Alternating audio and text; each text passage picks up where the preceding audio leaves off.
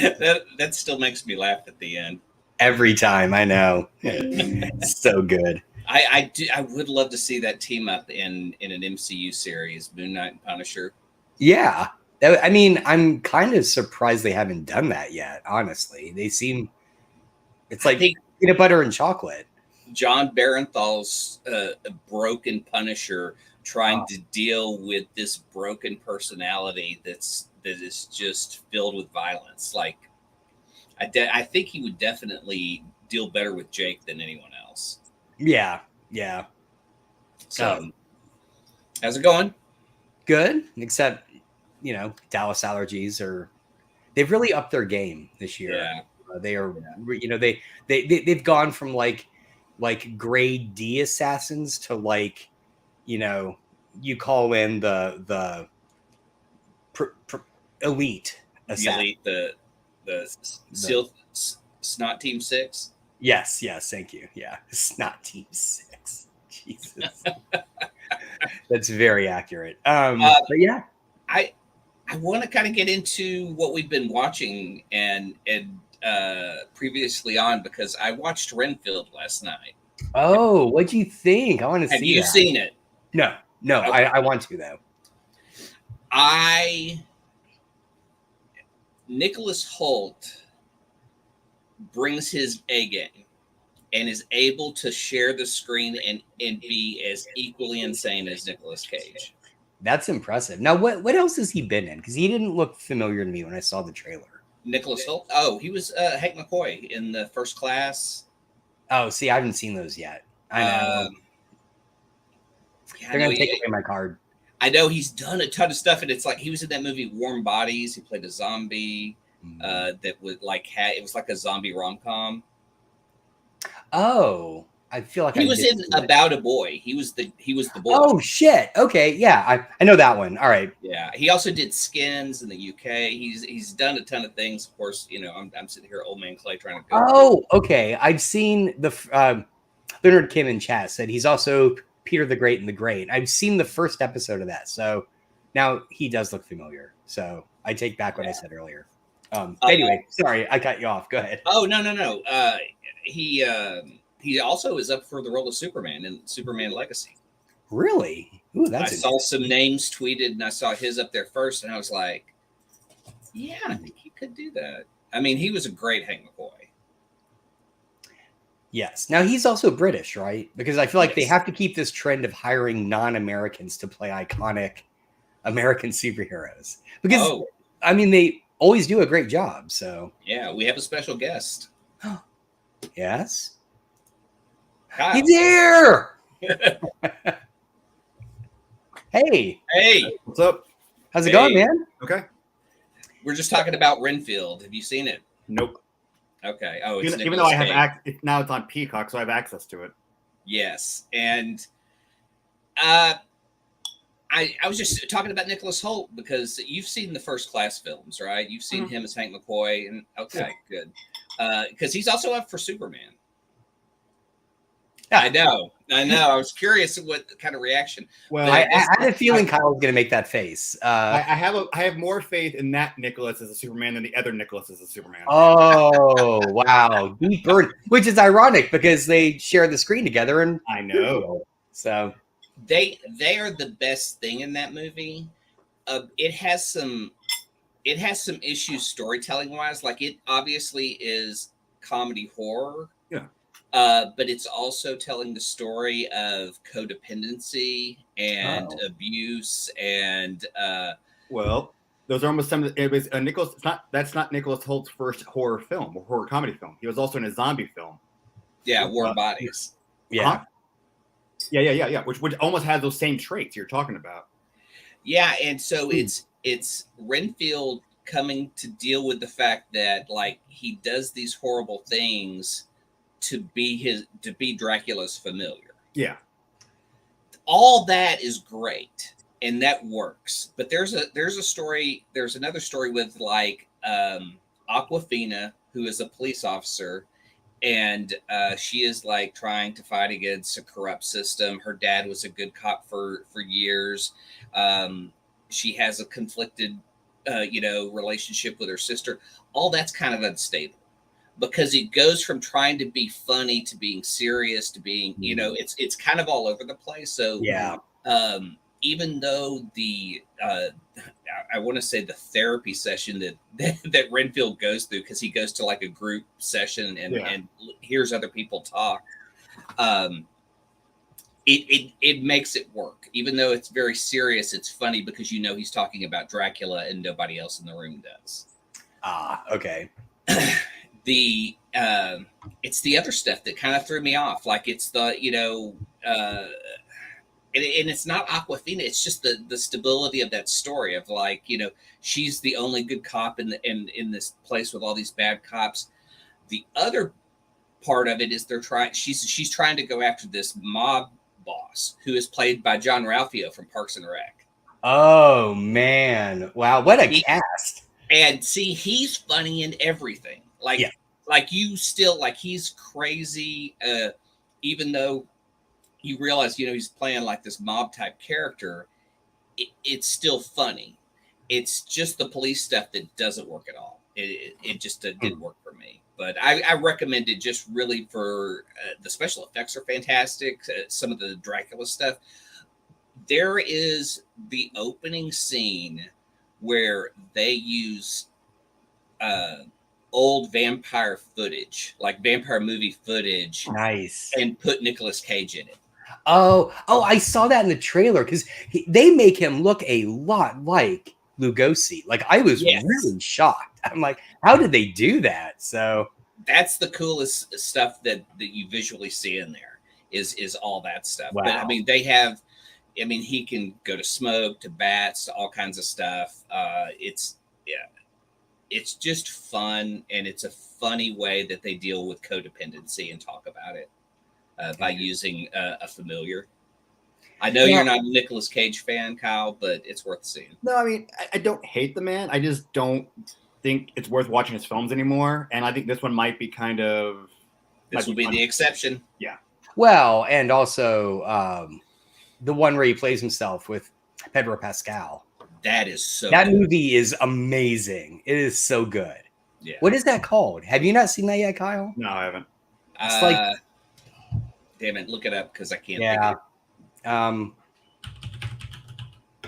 think Nicolas Cage, Pascal. God, what is it? The Unbearable Weight of Massive Talent. Yes. Just Pedro Pascal again, like to be able to balance the craziness of Nicolas Cage. Yeah. He brings it. And the thing Nicholas Holt and Renfield. And the thing that I love about the movie is it's meta. Thank you, Leonard Kim. I was actually about to say, if we wait 30 seconds, Leonard Kim will know this. But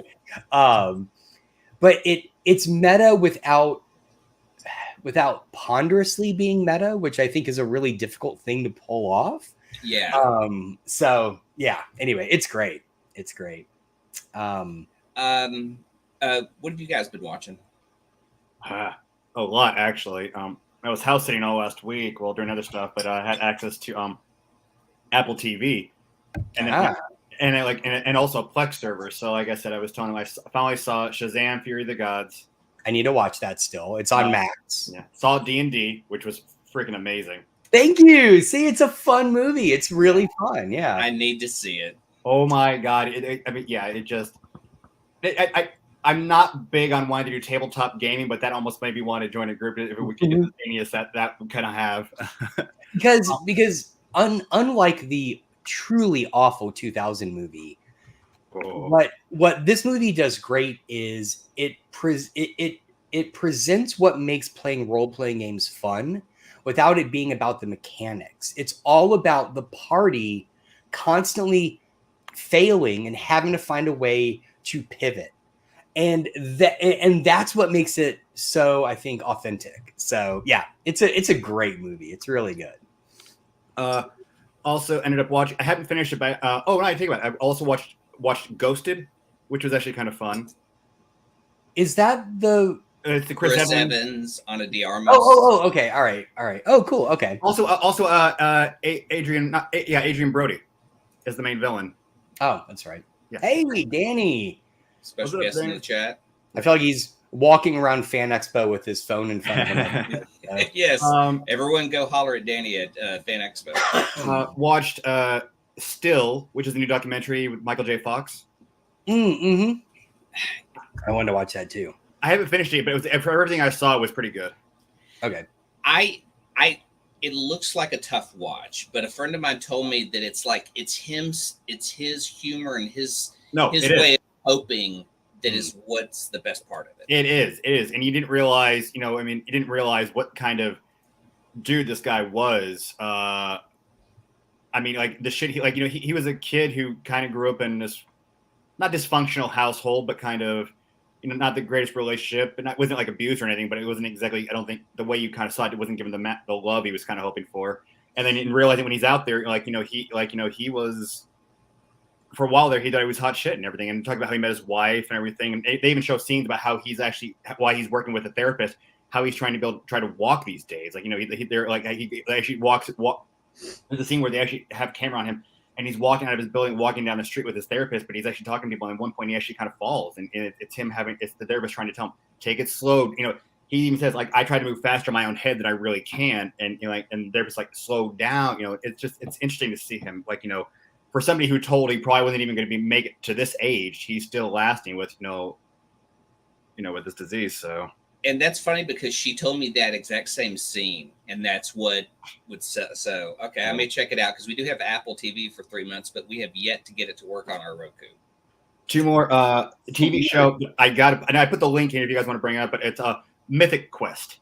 Yes. Oh my god. I am halfway through season 2, and unfortunately, I only have Apple TV because of my brother's account, and I went in to watch the next episode because I've been on a binge, and it logged me out. And I've got to fuck. I need to ask him for his login again. But that show is great. I watched all 3 seasons, and it's amazing. Just the cast, Danny Pudi in there as a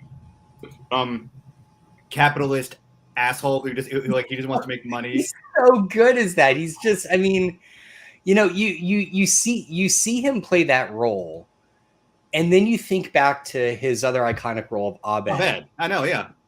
And you realize he's very good at coming across as emotionless, but you can sense everything happening underneath. And the way that he's able to play that for 2 very different characters is just incredible. So, and then you've got I got the list here. You got Rob McElhenney, who's from It's Always Sunny. I'll be talking about that in a minute. So, yeah. And then and because of the show, I have a new crush now too, Ashley Birch. Oh, she's great, and I didn't realize there was a piece about her in.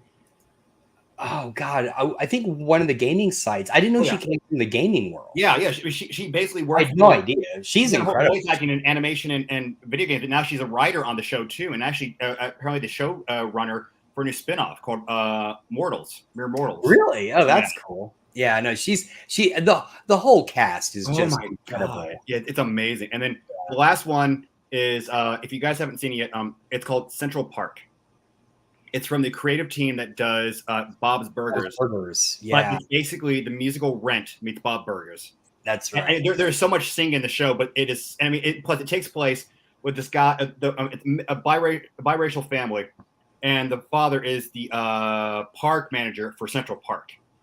And so they live in the castle that was supposed to be that's on Central Park. They moved in there, and you have this Stanley Tucci voices this old crotchety midget woman who's a millionaire and is trying to buy the park to basically knock out the park and build a whole bunch of high rises and more apartments and everything. And it's just, oh my God, wow! And the guy who voices Bob voices the mayor of the city, and it's just this whole calamity. And the thing is, you actually get a narrator of the actual show. So the guy comes in, it's the guy's main best friend, but he talks about the whole narration where at times he's actually peeking in the family's window, and it's not like it's creepy or anything, but he's talking about how he's he's not supposed to interact, but sometimes he does. Oh, that's funny.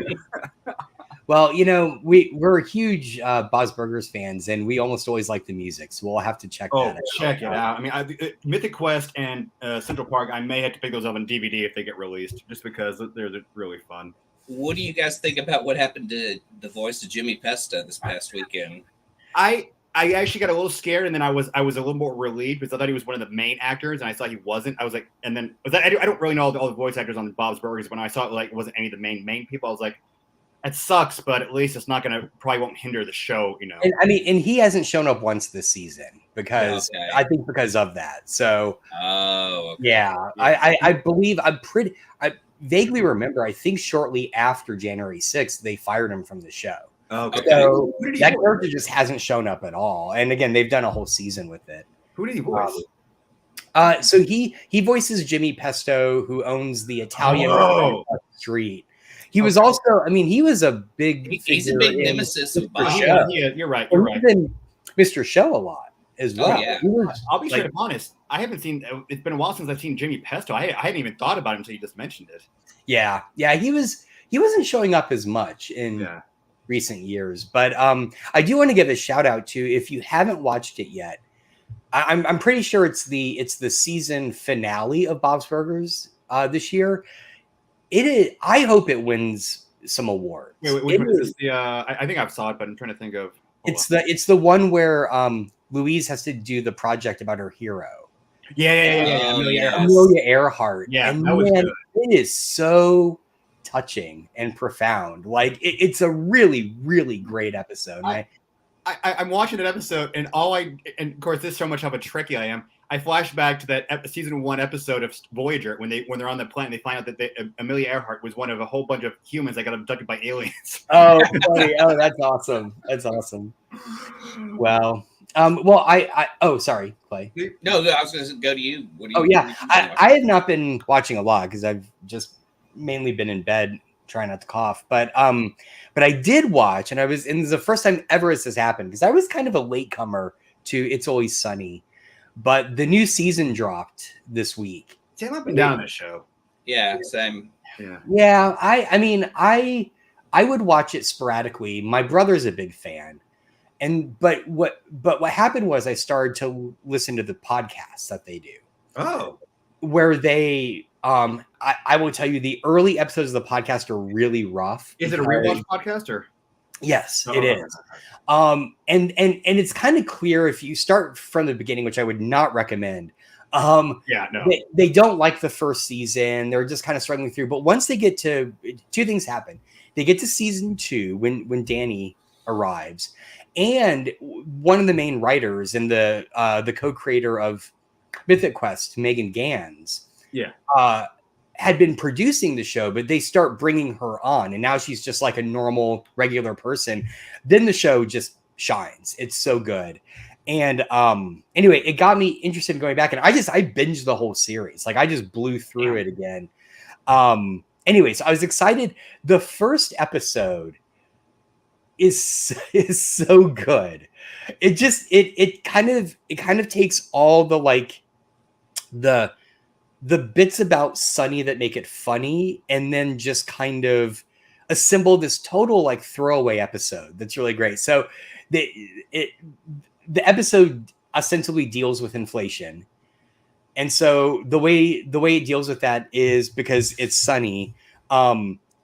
Mac and Dennis reveal at the beginning that they are smarter than everyone because they have been renting their couch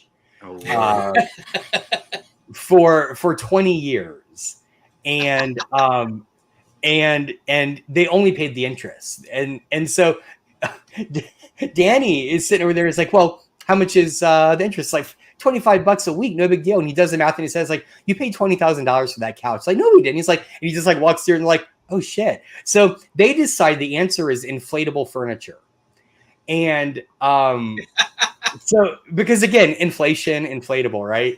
Yes. But then the B and the C plots are just spectacular. And because Sunny can be really smart when it wants to be, particularly I think in the way it's structured.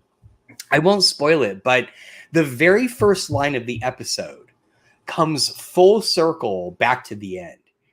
But you don't think about it because the first line is such a throwaway line that when it comes back to the end, you're like, oh, that's why that was said, right? So anyway, it totally worth it. I'm glad it's back. I'm probably going to watch episode 2 today. So I'm just excited it's back. Yeah, with Sunny, it's one of those things like it's not always for me, but I understand the humor and why it's so popular. Yeah. No, it is a particular type of humor, and it's funny because they've even said this on the podcast. If you try to jump into it now, they're like, you will not like the show, right? And I don't think that's them admitting like they only write for fans, but in a lot of ways, what makes it so funny is the characters are so awful. Like you just don't like the characters, but and I guess if you start from the beginning, you kind of see the arc of how they got to be where they are. Exactly. If if you're watching a current episode and Cricket shows up, it's horrifying. But if you watch the whole series and see his just, downfall season to season, it makes a lot more sense. I don't know. It's really an acquired taste, but definitely if you've never seen it, it's worth, I would say, you kind of can't skip the first season.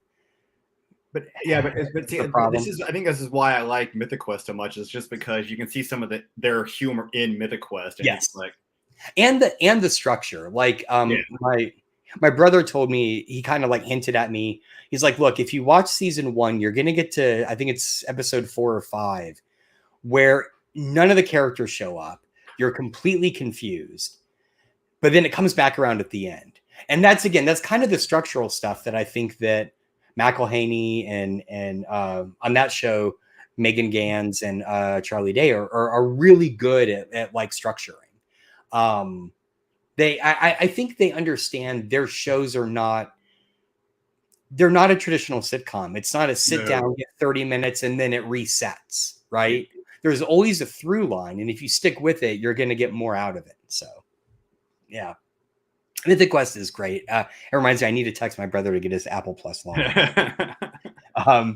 Anything else you've been watching or? No, that's pretty much. Oh no, I take it back. I finally finished up. I guess I still have a few more episodes to go, but I've also been watching How I Met Your Father. Okay, I have never. I watched maybe 5 episodes of How I Met Your Mother. Yeah. How I Met Your Father. Is it worth it? Yeah, I mean, especially since there's nothing else on. It's kind of nice for background noise. I mean, I watch and the casting's not too bad, and it definitely has the feel of How I Met Your Mother, but different. But it's just like plus also they just had oh my god, I'm blanking on the actor's name. Barney make an appearance in one of the episodes. Oh, I was going to ask who showed up. Is it? I know Neil Patrick Harris has. Yeah, right? Neil Patrick Harris is season 2. Robin appeared in season 1. Oh, okay.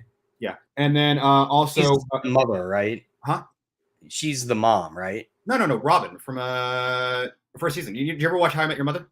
Yeah, no, I did. But isn't she the mother of the main character? No. That's I'm blanking on actress's name. No, the mother, the one who plays the mother is Mannequin. I can't think of the TV show. Oh God, Kim Cattrall. Kim Cattrall plays. I can't think of everybody's name today. Jesus Christ. Lizzie McGuire. Hilary Duff. She plays Hilary Duff as an older person. Sorry. Oh, gotcha. Okay. Oh my God. Oh no. I'm sorry. No, I meant so isn't Robin the mother of Hilary Duff's character? No, that is no. I can't think of her name. The one who plays her mother is from Criminal Minds. It was also in the last season of Community. Oh God, I love her. Yeah. God, she's also a voice actor, right? Yeah. You're like me. I have a friend who knows no actor's name, knows nobody. But if you say character, like he was telling me, like I was talking about how Night Court and they have John Larroquette back, and he goes, "Who? Dan? Oh!" And it's just, which I've given up on Night Court. I liked it. I've actually been having. Have you stuck with it? There were like 3 just awful episodes, and it felt like it was going downhill, and I just kind of stopped. It found its steam, but the thing I don't know, the last episode of this season has John Larroquette going back to Louisiana to become a judge, and so I'm not sure if he's staying for season. It has been picked up for season 2, but I'm not sure if he's staying. Oh man, I mean, like his interaction with Abby, exactly. Now, like they may be back, but it was funny because like he sits down for his first case, and it's Marsha Warfield, Roz. No, yeah, she made a cameo appearance in that last scene in the last episode. Oh fuck, I'm gonna have to watch it then. Yeah. I love Marsha Warfield. She's awesome. Well, yeah, all right. I guess I'll go back in. I really hated the whole the clerk was in love with her subplot, and that's where I stopped. Is when that came out. Okay, Yeah. all right. Anyway, well, let's see. Any comics you guys have read this week? Planet of the Apes 2. Mm, Oh, Yes. which is still in my queue. I still need to read it. It's right here. Oh, well, then I won't spoil it other than Where did I read it? Wait, I may have. Sorry, go ahead. it's 3 stories that are different than any Planet of the Apes stories I've seen before. Nice. And I dig what he's doing. This is the time frame like right after the first Planet of the Apes. The reboot, right? Yeah, the John Lithgow one. Yeah. Yeah. So they're still referring to the serums that have killed off a lot of humanity, and humanity, of course, turns on itself, creates groups to hunt down the apes, and but there's also scientists who see the benefit of the apes. There's all these different scenarios, and I mean, you read the first one. Yeah.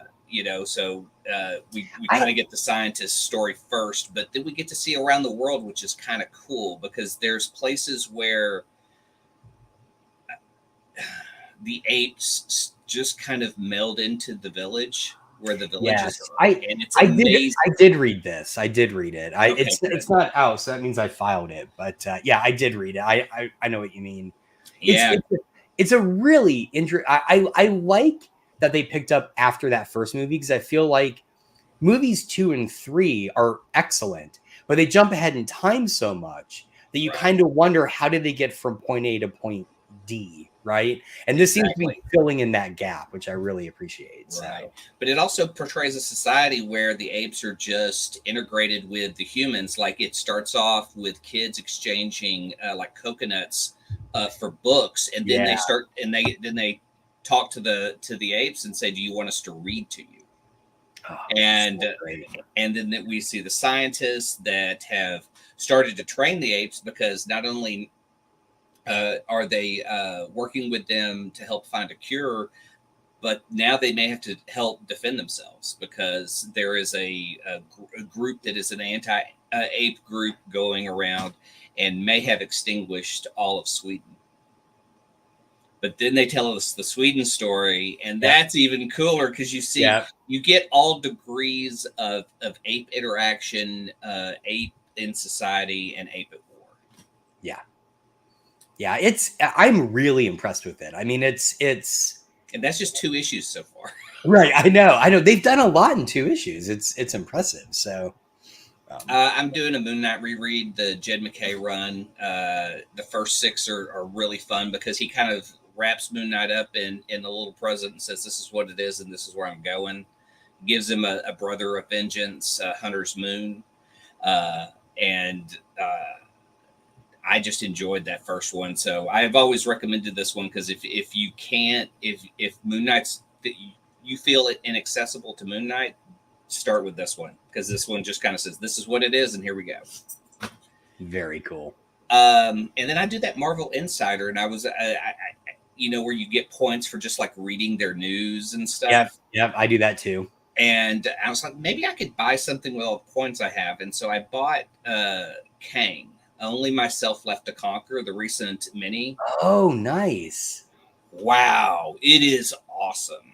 It is interesting. It is it's so weird because it's Kang, so everything's out of time, but they use the points of stories, of key stories of his past that, him fighting the Avengers as key points in his life.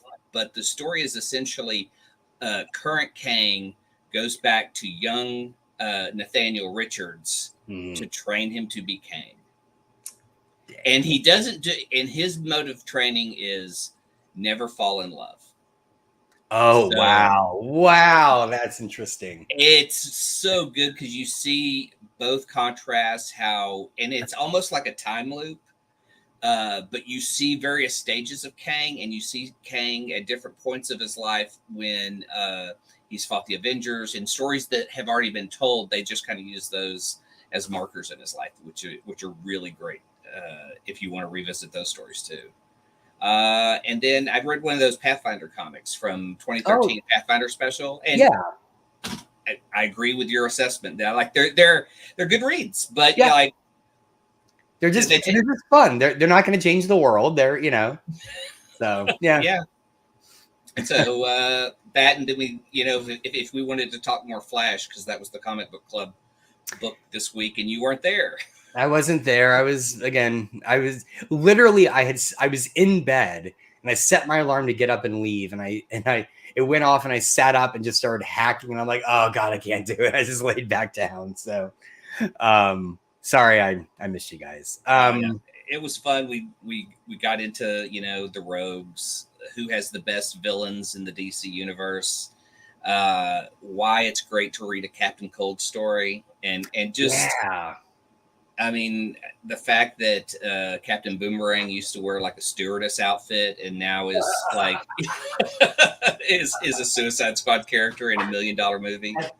That is I never thought of it that way. You're right. He dressed like a stewardess. All right. For those wondering, we read this. This is this beautiful hardback called The Flash, 80 Years of the Fastest Man Alive. So it's just an anthology of Flash stories from his entire run. I mean, it starts with the first Flash issue of Jay Garrick, and then it goes up into past the New 52, right? Yes.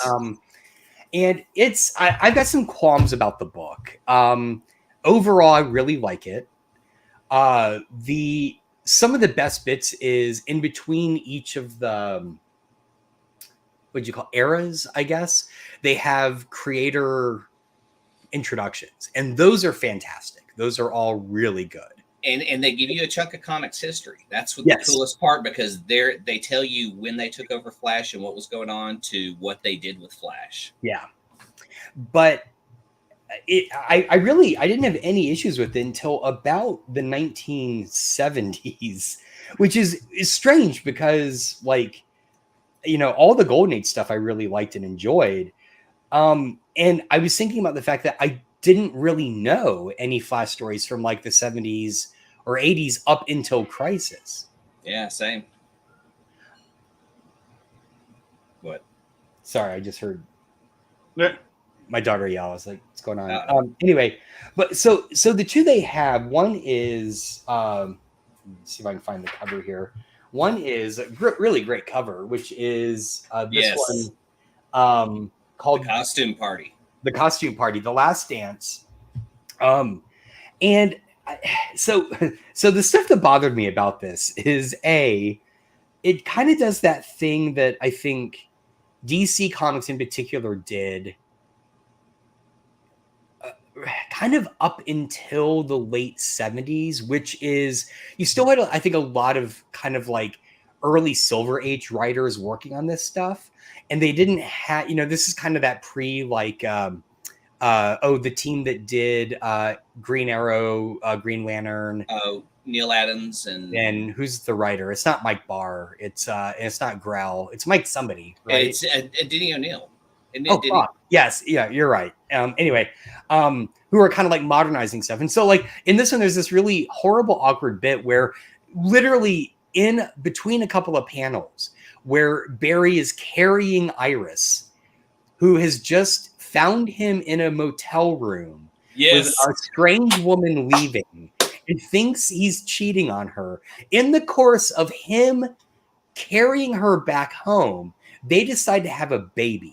Yes. And I'm just reading this going, wow, this is bad. This is really bad. And then the other thing that really pissed me off about this is Iris is terrible in the comics. Like they did not there's not one good story that they had in that book about her. No, I agree. And then the other thing that kind of pissed me off is so early in the Golden Age stuff, they do a thing where which is great. They publish a lost Golden Age story featuring a villain named Rose and Thorn, right? It's basically the same person with a split personality.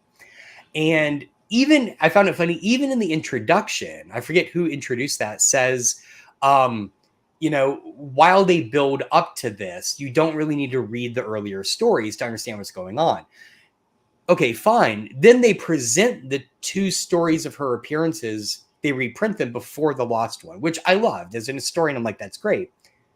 Jump ahead, you get to this. This fucking issue ends on a cliffhanger where someone dies, and they don't give you the next issue. And I'm like, who the fuck died? I don't know. So that bugged me. And then the 100th double-sized spectacular from 1981. Oh, that's a great cover. It's a great cover. I really hated this story. And the reason I hated it is twofold. All right. One reason is its inclusion in this anthology, because basically what this story does, and I can imagine if it's 1981 and, we didn't have the internet, we didn't have any of this stuff. And and if I was a young kid and I was like, I know there's this old Flash, like where did it come from? And I went and I picked this up. This would have been my favorite issue, right? Because it presents the entire history of the Flash. Yeah.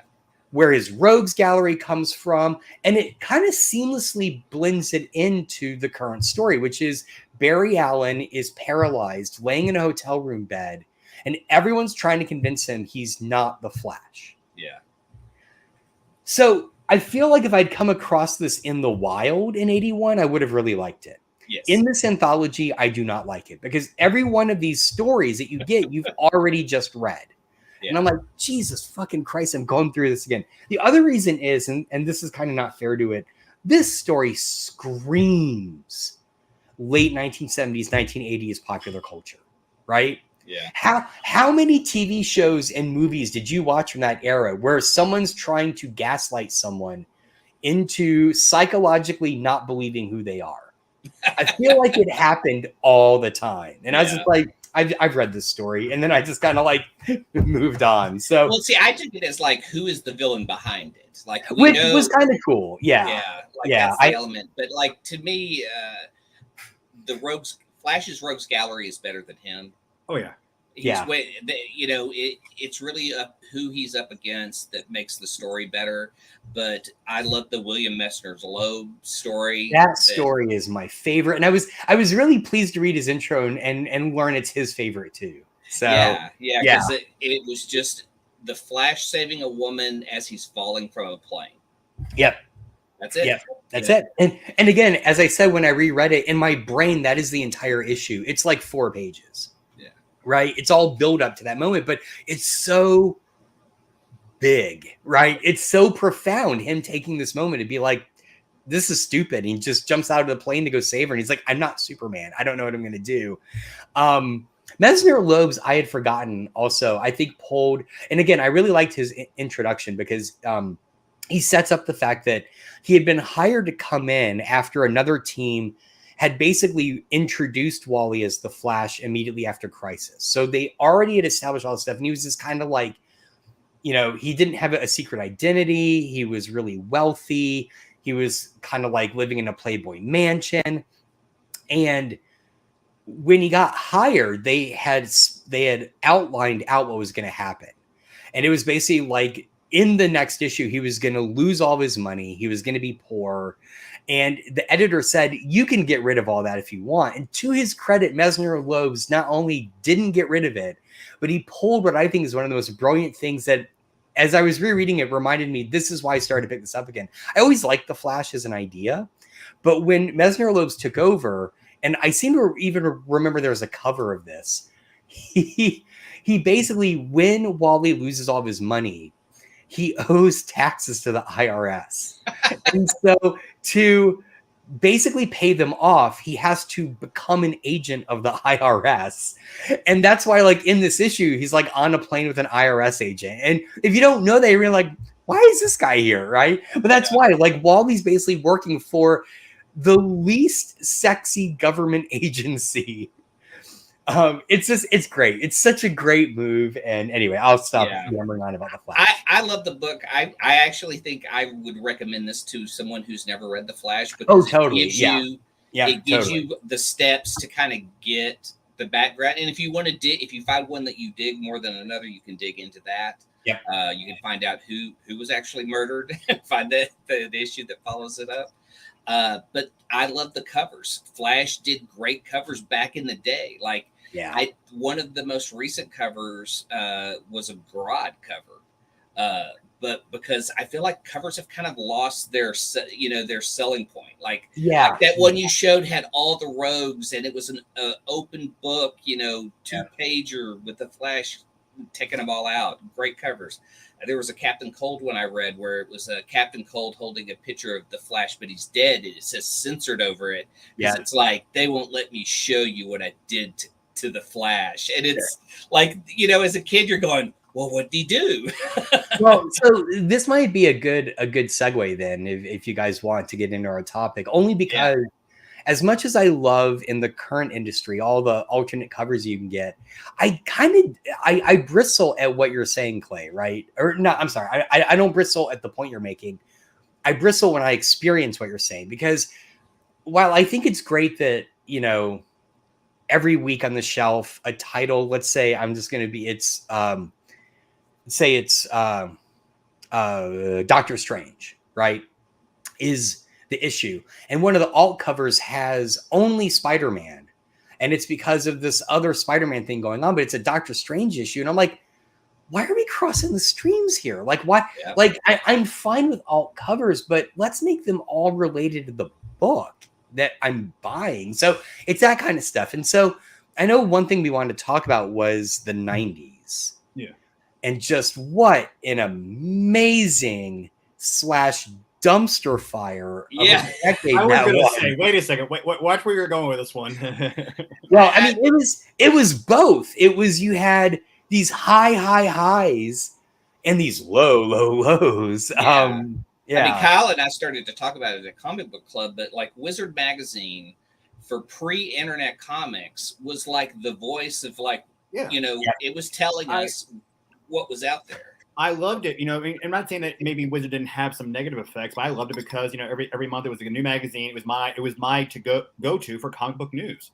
Everything from, new comic books coming out to the event stuff to, interviews with the creators to Wizard's own casting comic book movies, like who they would choose to cast. Right. So I loved getting that every freaking month. Now, but see, I will offer the counterpoint, which is, so I was working in a comic store really in this era. Yeah. Right. And because I was a big, art school nerd, as were you, Kyle. I was all like uppity. I'm like, I only read the really like indie comics, right? I know, or Vertigo. And so to me, I mean, correct me if I'm wrong, Wizard basically came out on the heels of the founding of Image. Yeah. Right? Yeah. That's it. So, okay, so it effectively was that kind of like Image-centric industry voice. It was like there are creators that we want to promote, but it was that style that it was really promoting, right? Yeah, and so, well, I was gonna say, to kind of get where we are at in the 90s, I was gonna start like in the 70s. Oh, okay. Because it revolutionized comics from the 70s, where comics were just sold in like pharmacies and grocery stores, and they were just like in spinning racks. You could get them, but they became so popular that in the 80s that you would have these comics that were the direct market. They were just comic book stores, and they actually started to collect comics and would have back issues. And so that, sorry. Oh no, I was going to say, in that, a lot of those stores are part of what kind of like put them out of business, was the speculation of comics prices, rare books, everything was really in question. And I mean, of like the books at the time period that I remember my comic shop really selling was Turtles. Like you had Teenage Mutant Ninja Turtles Volume 1 have a low print run, and then they would reprint them. And I know that like the first 4 issues had at least 5 reprints, and they're all various prices now if you're a collector of specifically that kind of stuff. This also put these places out of business because they would buy books on speculation at such quantities and hoping that they could sell them, that they would just be stuck with a lot of stuff, and then you would have the beginning of quarter bins. Yeah. Well, and again, so the industry effectively ate itself from the 70s to the 90s, and the reason why was part of the reason the direct market developed was because of how the industry itself was changing. So for instance, oh my God. So for instance, I'll defend it. Like, come on. no, that's fine. That's fine. So for instance, up until the emergence of the direct market in the late 70s into the 80s, when comics were sold on the newsstand, they ordered issues. If issues didn't sell, they could tear off the cover and ship them back for reimbursement. Yeah. What effectively saved the comics industry from the 70s to the 80s was when comic shops began to open. The deal that publishers made with the comic shops was, okay, we will send you the comics at a deep discount, but you can't send them back. And that's really why the back issue boxes started appearing, right? Yeah. And article on Daryl Banks, how to create superhero costumes. Oh my God! This was right around the time he was doing Green Lantern with Kyle. It's all pouches, my man. But because of that very fundamental economic change, it really changed the industry. And so as comic sales to, we could still find comics on spinner racks. I remember up through the late 80s, kind of almost into the early 90s. I would say 90s. Yeah. But you started going more and more to the comic shops because they had the back issue bin. But the back issue bin was also evidence of a lack of sales. Right. So that's why the industry became this sort of snake eating its own tail. Well, see, but I started doing comic book shops in the 80s, and there were always, you had the new stuff on the shelves and you had the back issue selection. Back issues was never an indication that comics weren't selling. It was a way to bring you back in because you want to get the current stuff, but you also want to go, oh, you don't know what the history of this? Here you go. You have a whole supply to go back and pick up. Right. But the reason back issues themselves began is because the stores couldn't send them back. Right. So wait, is it stores couldn't send them back, or was it the fact that like people started realizing that there's actually some worth to these back issues? I think it was both at the same time. So think about what was happening in the very late 70s. All right. Comic shops began to emerge. Publishers and distributors start to make this new economic model of a direct market deal with them. And you have the release and wild success of Superman the movie. Yes. And remember, with that, you start having mainstream media look back at the origin of comics. And then you'd be like, I own Action Comics #1. And all of this is feeding into this new market. I remember because speculation. Around 84, 85. And I always bring this up because I've been rewatching episodes on YouTube. But there was the Still Leave It to Beaver, which is about Beaver and Wally as adults. And one of the episodes was the fact that they found his kids found a whole bunch of Beaver's old comic books in the attic, and one of the issues was Fantastic Four #1, and the whole issue was about how much it's worth, and they're going. And so at the very end of it, you have Beaver taking the issue. He's going to put the actual issue in a safe deposit box. But he goes, wait a second, takes the thing out of the sleeve, starts reading it, and slides down on the floor. And starts that's awesome. His childhood. So that's awesome. That's good. It was. I mean, it's sort of like all these things merged to create an industry. And then what I think started happening was the 90s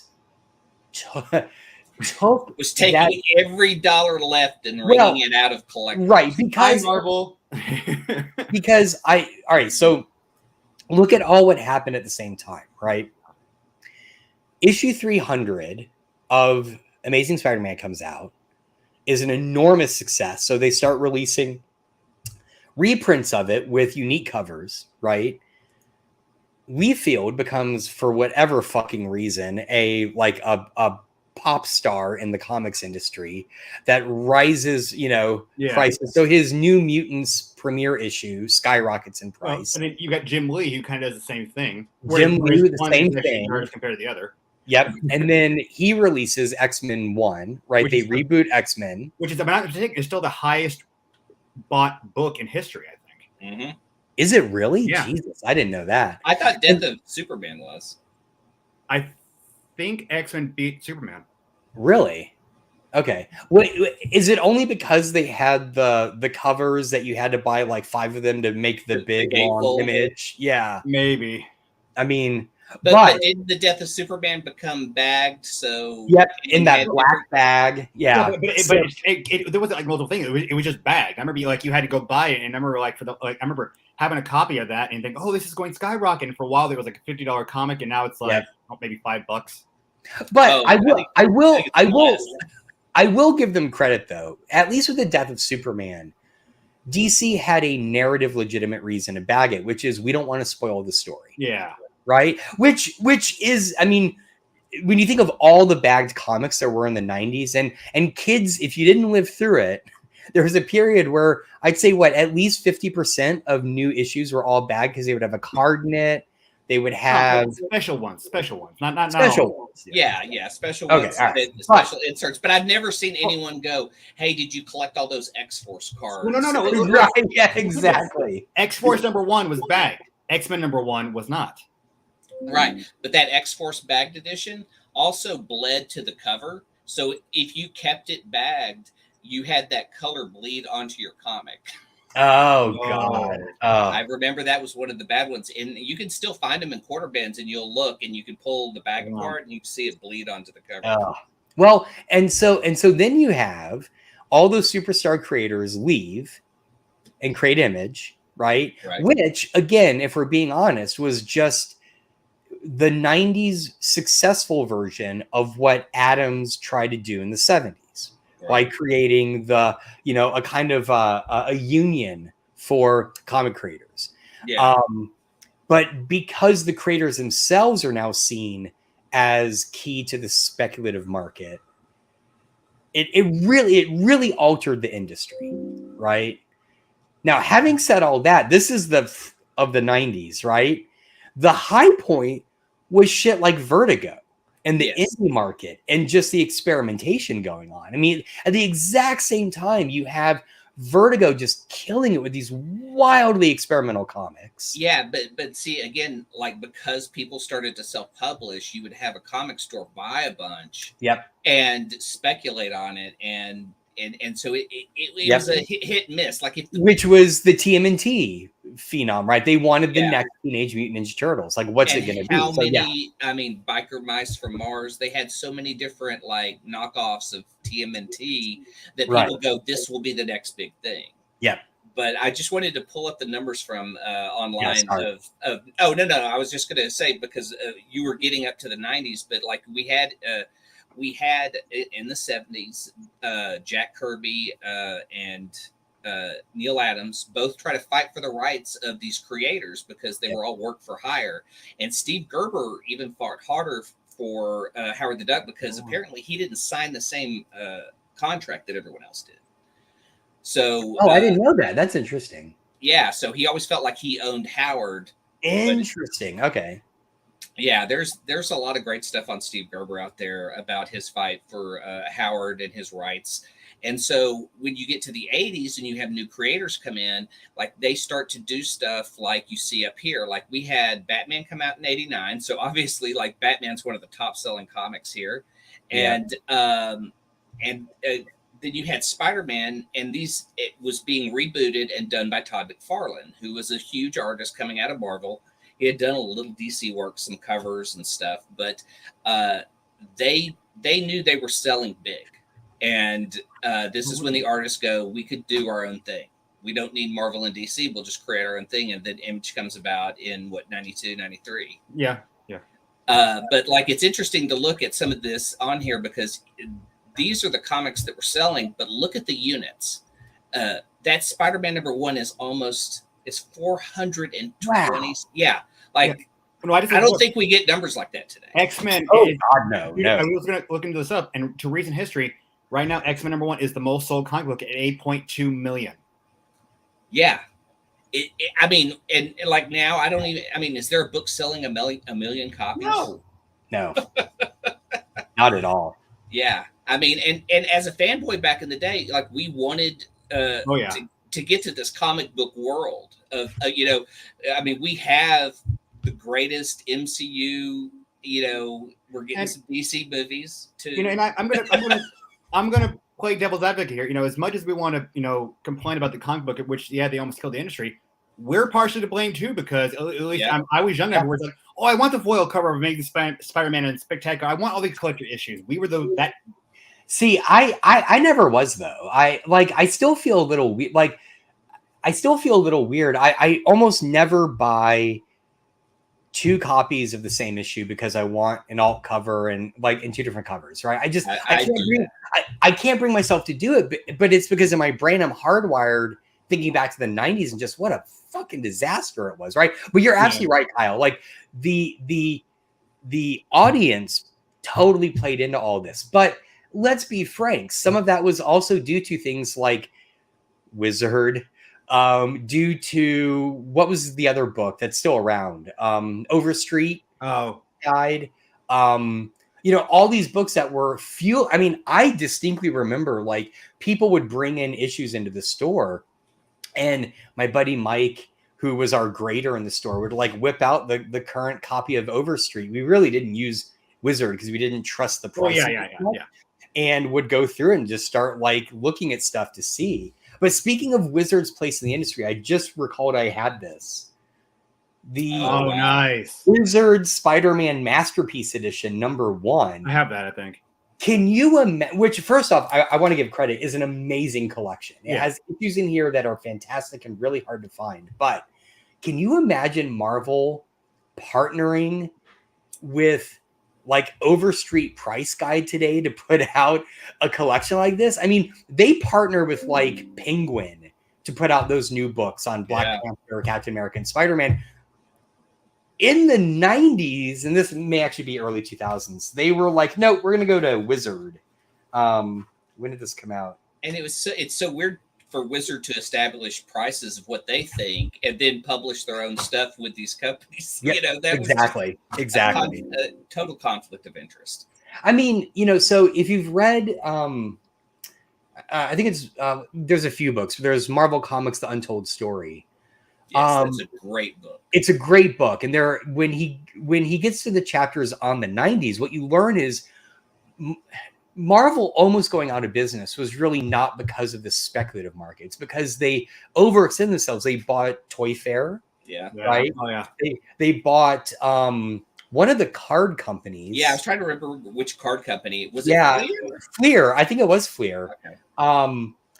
Because what they were seeing were all these ancillary products were selling as well in the direct market stores as even better than comics were. Yeah, right? Slightly in that Venn diagram of collectors, there were card collectors, and card collectors started to get into the comics market, and so Marvel bought Fleer and would publish here's Jim Lee's X-Men set. Yeah, But Marvel Masterpiece cards, right? But here, and to their credit, they got some amazing artists to work on those. I would love a book reproduction. I mean, the Bradstreet artists, doing. I mean, they were incredible, right? Make a tabletop book of all the Marvel Ultimate Universe cards, sets. Exactly. 1 through 4. But here's the thing that boggles my mind. They owned a card company at the exact same time that Magic the Gathering is released. And is again, I lived through it. It was a phenomenon. Or phenomenon, singular. Phenomenon. Thank you. Phenomenon. But clip that. But why? I don't think they ever produced their own CCG, at least early on. I mean, they could have ridden that wave, and they didn't. I mean, the higher ups. I think that was Perlman, right? Were just very old school kind of. Yeah, exactly. The stories of Perlman since his passing have been he would dig in the trash to pull out paper clips to reuse. That dude was mega cheap, so they didn't have much in the Marvel offices at all. I'm always curious to see what the bullpen looked like in the 70s, 80s, and 90s. Pre-digital, everyone went to an office. Right. And that's the interesting part is we're on the cusp of the digital era as the 90s, and we get internet, starts to become a thing. And even going into the early 2000s, like when does Comixology come about? Like we're still talking physical copies, physical sales at this point, and digital would take a huge hit over the remaining direct stores that were sitting out there. And the whole speculative market, because of and I'm to blame for this. Once digital comics became a thing and they started releasing the back catalog, I don't need to go to back issue bins, right? I can look it up, pay $2.99 for it on Comixology, which is what I did when I taught my classes on comics. If I wanted them to read this specific Golden Age issue of Wonder Woman, I just gave them a link to Comixology and said, go spend the $2.99 and read it on your computer. I'm not going to track down and scan in, the original issue. I can't afford that. I'm an adjunct professor, for fuck's sake. So, but yeah, the digital era does fundamentally change even the model that the 90s really, really rode. So and as we go into the 2000s and coming out of the 90s, they is the graded slabbed comic market. Yep. And so that starts to change things because from what I had read, that the most expensive comic sold pre-slab was $350,000 for Marvel Comics #1, which is weird because then after they start getting, sealed up and CGC graded, then it's a whole different market. Yeah, I was talking to a friend. Apparently, the company he works for had like this rare issue. I think it was like 5,000, and it got slabbed. It was up to 16,000 worth. I'm just like, oh my god. Yeah, I know, and I mean, I don't like. If you collect something, you collect something. I understand it, but what's interesting is you're pulling comics out of the collector market and encasing them to never be opened ever again. I know. And then it's just you own a piece of plastic that something's inside. Is the way I see it. So it's hard for me to look at that and go, oh, that's cool. You have Amazing Fantasy 15. Sorry, I was trying to find something. But I don't want to dismiss how, because again, if someone jumped in and has no idea about the 90s comic industry, I think we tend to focus on the speculative market, the polybag, the foil covers, but the indie stuff that was being done as well, I think was also so fundamentally important, right? Yeah. So I was trying to, this is the era where you start having creators.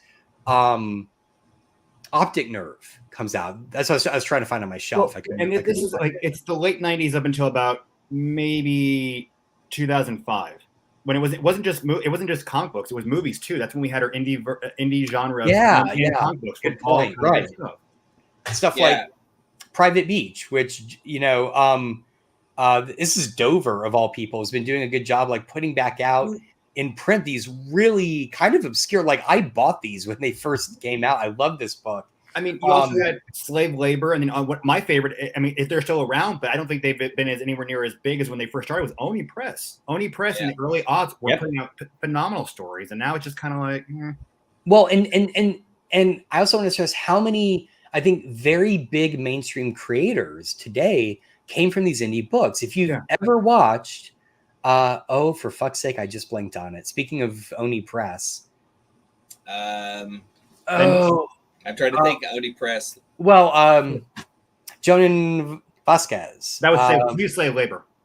Oh, he was Slave Labor. I thought he did Squee, and that was on. No, that was Johnny the Homicidal Maniac, I think, and that was on Slave Johnny Labor. the Homicidal Maniac, and then he went on, got hired by Nickelodeon to do Invader Zim. Exactly. Invader Zim. Thank you. I couldn't think of it. Well, how about Bendis? He did Hope and Glory first for Oni, and then he jumps over to Image and Marvel.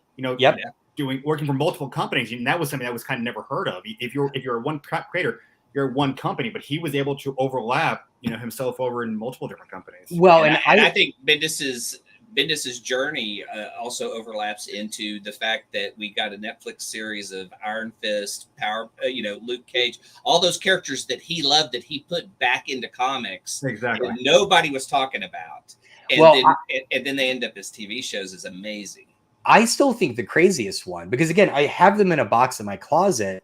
There was a little indie comic that I read the first 3 or 4 issues of. Oh no. That when I say the name of the creator, you'll be like, what the fuck? Called Low Life. And it was basically about this kid who's like shoplifting. He's not a good person. Bad dude. Ed Brubaker. Oh. Who we have Winter Soldier for now, right? These are creators who started in the indie realm and are just so good that they later get hired by the big mainstream companies. And again, he, if I'm not mistaken, he before he went to Marvel, he was Image, because I think he did I remember when I was working at Lone Star Comics at the time, there was a series called Hawaiian Dick that I think he created. Oh, okay. I think it was Brubaker. I'll have to look it up. Hold on. Yeah, I'm not sure.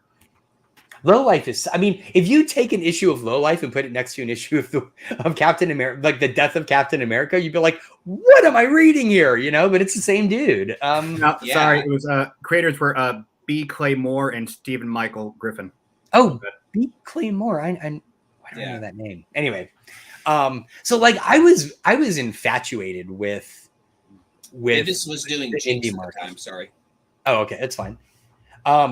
But the other thing I want to talk about with the 90s era, because it's near and dear to my heart, and it was the one that I like 0.0000001% participated in, was in a lot of ways the last gasp of newspaper comics, right? Oh yeah, comic strips. They're still around. I mean, they haven't gone away, but the 90s was an era of alt newspaper comics. And that's what I participated in when I drew comics in college and grad school. And you get some amazing stuff. I mean, we wouldn't have Matt Groening without it, Life in Hell. We wouldn't have Linda Berry. Matt Groening's, you know. I'm gonna throw this in there too for the indie stuff. The late 90s and the early aughts was also a big boom for the webcomic genre too. Artists creating webcomics, and now it's you can barely find anything. You know, they're still there, but it wasn't as prominent. People were like, you need to read. People weren't reading the online. Yes, online stuff. Yes and no. I feel like there's still a lot that's out there, but it will more quickly make the transfer to print media. Like Lore Olympus is a great example. Right, massively popular webcomic is now just released its 4th print volume. So I think I agree with you, but I think in the era where webcomics first appear, it was a spinoff of the indie market. Yeah. Right, for people who couldn't simply, like, if they knew how to set up a website but couldn't afford to have stuff printed, it was a way to get their work out there. Now today, it's just part and parcel of, I think, the webcomic. Of the comic industry. Yeah, but I mean, I don't hear anybody talking about, hey, look at this guy's stuff online anymore. Like back in the day, again, it was. I hear it vaguely, a little stuff. Like I even try to search, and nothing comes up that really looks. Because a lot of it, and I learned this when I was at the conference last summer, talking about digital comics. A lot of it takes place now on Instagram and Webtoon. Yeah. Yeah. It's kind of siloed. Now, Substack has been taking on some of that as well. So for instance, if you follow, you know, when the big Substack thing began, some creators were just doing their books entirely independently on Substack. But I mean, even big artists like Colleen Duran was doing a comic on, I think it was Webtoons for a while, with a writer. So I mean, so they exist. It's just, I think they're nobody can give you a website link anymore. Yeah, you have to tell you, go install this app and find it in the app, kind of thing. We can go look at local boy Scott Kurtzman, who did PvP and then now he's up in, you know, partnering with the guys with Penny Arcade, yeah, and he's up in Seattle now. So and see, I went to school with him in North Texas, and he was doing a strip in the paper called Captain Amazing. Oh, I didn't even know he went to UNT. Yeah. So he was up there at the same time I was, because I remember seeing that art style when I saw PvP, and then they put out like a little mini collection of Captain Amazing books from his strips at UNT.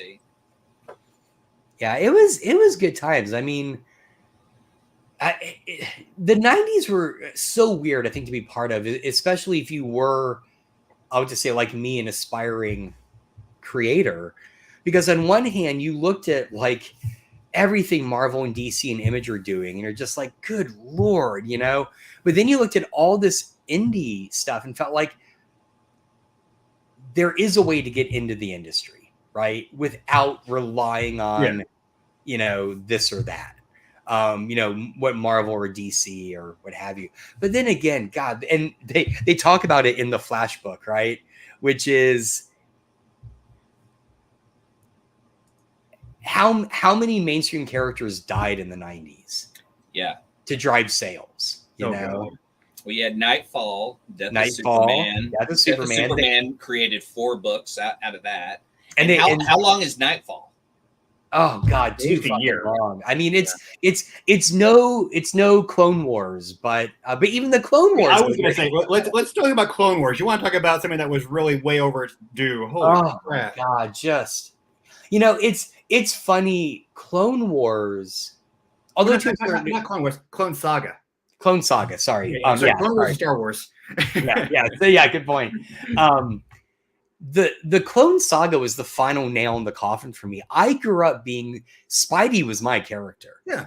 I read Amazing when Spectacular came out. Read Spectacular. I had the first issue of Web of Spider-Man, which I'm still mad I sold, with that beautiful Charles Vest cover. Yeah.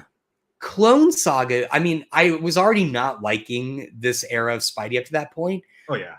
I think I read the first issue or two of that, and I'm like, I'm out. Like, what is going on? I have a friend who made it a little bit longer. His big thing, I'm done with everything, was oh God, what I can't remember what it's called. What the Wanda, where she goes, no more mutants. What was that story? Oh, House of M? House of M, yeah. House of M was his like, I'm out. Well, and what I find so funny about the Clone Saga is there was actually a really touching callback to everything that sets up the Clone Saga. And I want to say it was a late 80s Spectacular Spider-Man annual. And it has this great cover. It's basically the return of Gwen Stacy. Do you have it?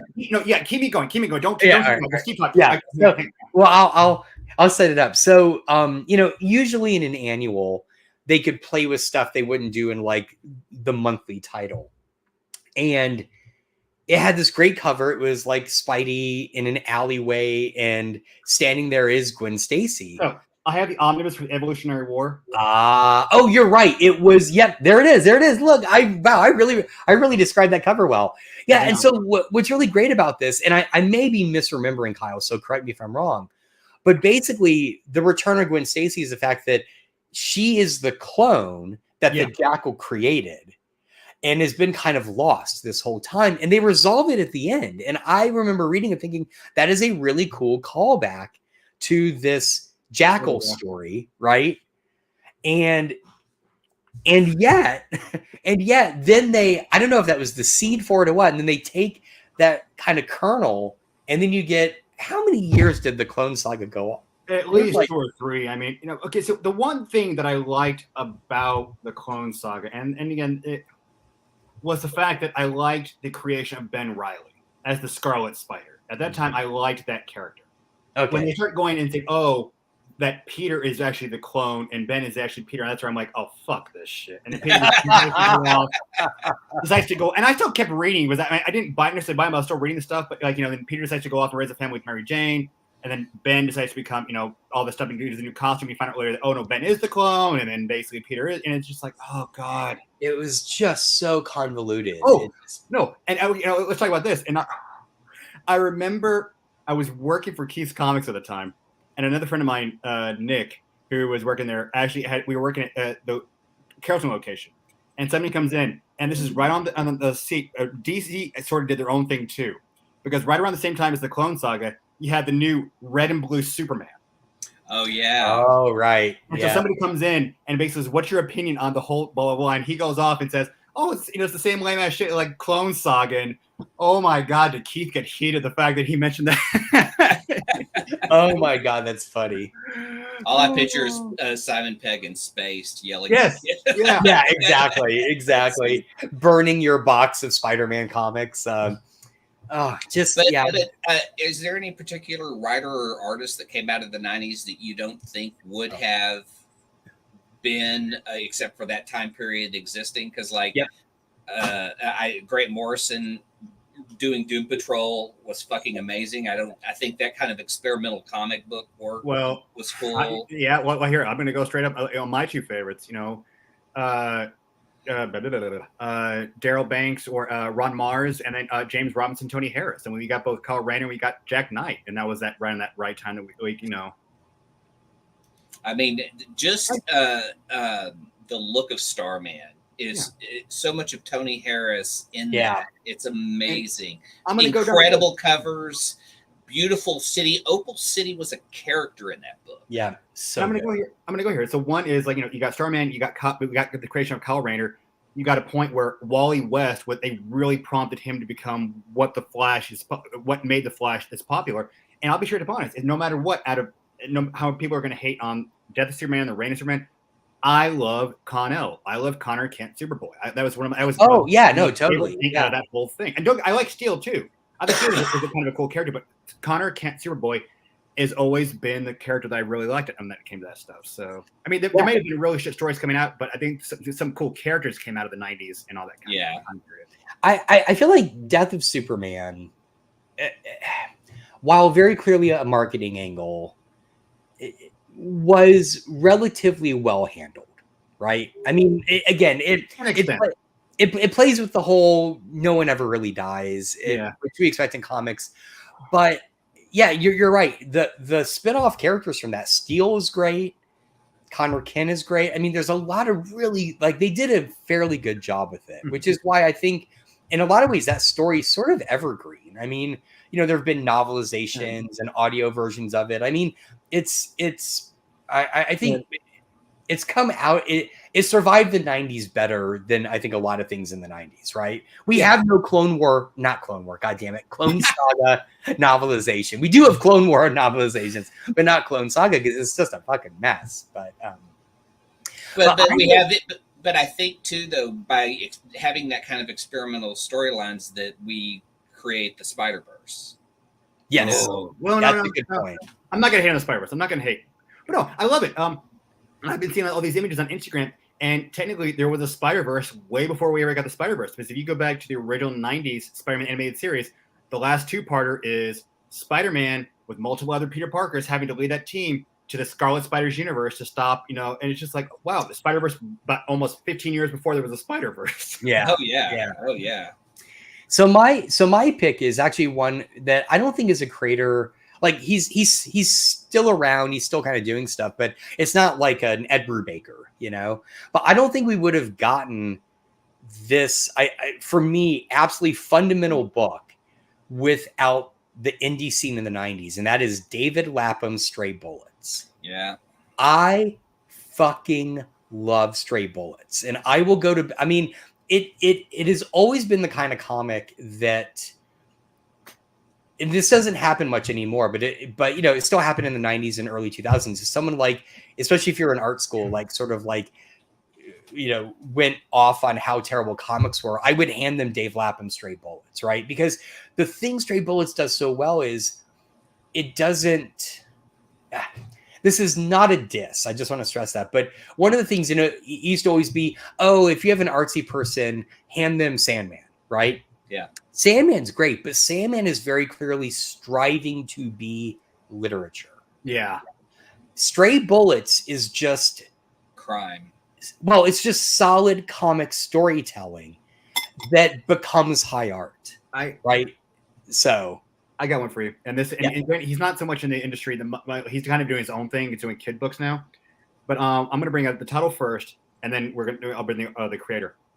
Barry Weenboy Genius. Yep. Oh. Yep. If not for the indie, we would not have him, especially in what he did in the DC universe. Well, if we also didn't have reality TV, we wouldn't have him. So, yes. I wonder about that. I wonder how much, No, that's true. He was on that cusp of MTV figuring out we just need to give these people alcohol in the hot tub, right? Because he was in that third season of The Real World with Puck, where they got second, where they, Puck was just. But if you were negative, you could get attention. No, and he did use the negative publicity from The Real World to actually do a good book, Pedro and I, or was it Pedro and Me? Oh, absolutely, yeah. Pedro and Me, which is I think a Gen X must read. Oh fuck yeah! Well, in my favorite behind the scenes thing, and I've probably said this here before, is if you watch The Real World season 2, when they have the early episode where he goes to try and sell his comic to the editors, one of the editors is Dave Eggers. Oh wow! Yeah, Holy he shit. was working for an alt newspaper at the time, and he writes about it in his first novel. Yeah. So it's just crazy.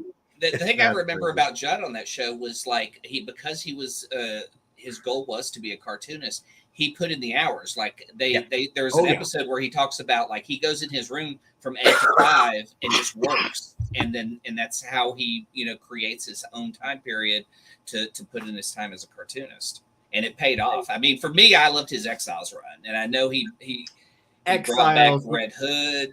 Well, no, it was also he did he did the Outsiders. Yeah, he did an Outsiders version. I mean, I loved his stuff. I know now he's just doing kid books, and it seems like that's what he loves. Yeah. He's a family man. So is oh God, other indie creator who does all the Star Wars dad books. Jesus Christ, it's gone. Katie Cook? No. Fuck, God damn it. What is his hang Evan on. Dorkin. No. Vader dad. IP Freely? No. Pat Crotch. IP Freely. Here it is. Hang on. Jeffrey Brown. Yes, thank you, Jeffrey Brown. God damn it. It's driving me nuts. Yep. Again, indie comic scene, right? Very highly respected indie creator is now doing mainstream Star Wars kid books. Totally cool. And I mean, and even to that degree, you've got creators like Chris Ware and Adrian Tamine, who most of their stuff now is doing New Yorker covers. I mean, and Dan Clowes. Oh yeah. Dave Clowes, yeah, exactly. What? It's Dan Clowes. Dan Clowes, God damn it! I need more coffee. I've had one cup. Which I mean, for me, I think Ghost World is another, Yes, yeah, I mean, absolutely, fantastic book, fantastic movie. Thank you. They melded that one really. Oh, well. I love that movie. The follow up is a piece of shit, which I should love. It's Art School Confidential. Yeah, that's one. Bad. Well, I'm not saying I'm a huge fan of it. It has its audience, and it's a cult film in its own small right.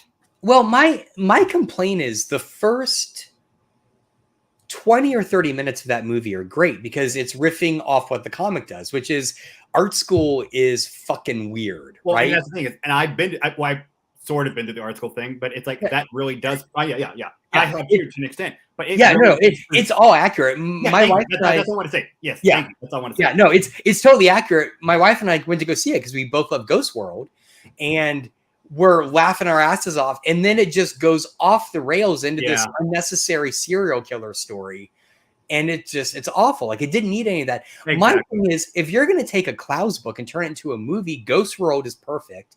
Why not do like a Velvet Glove cast in iron? If you want to get really weird, do like a Velvet Glove cast in iron. I mean, and he picked Art School Confidential, which is basically just a lot of like one-pagers about how weird art school is. I don't know. It was a weird choice. I'll put it that way. But but Dan Clowes is one I would pull out of there. And the one, God, I have your copy of his book. You just fuck. Jesus Christ. Adrian Tomine. Yeah. Mm-hmm. Well, and then and so that's kind of the other thing the 90s did.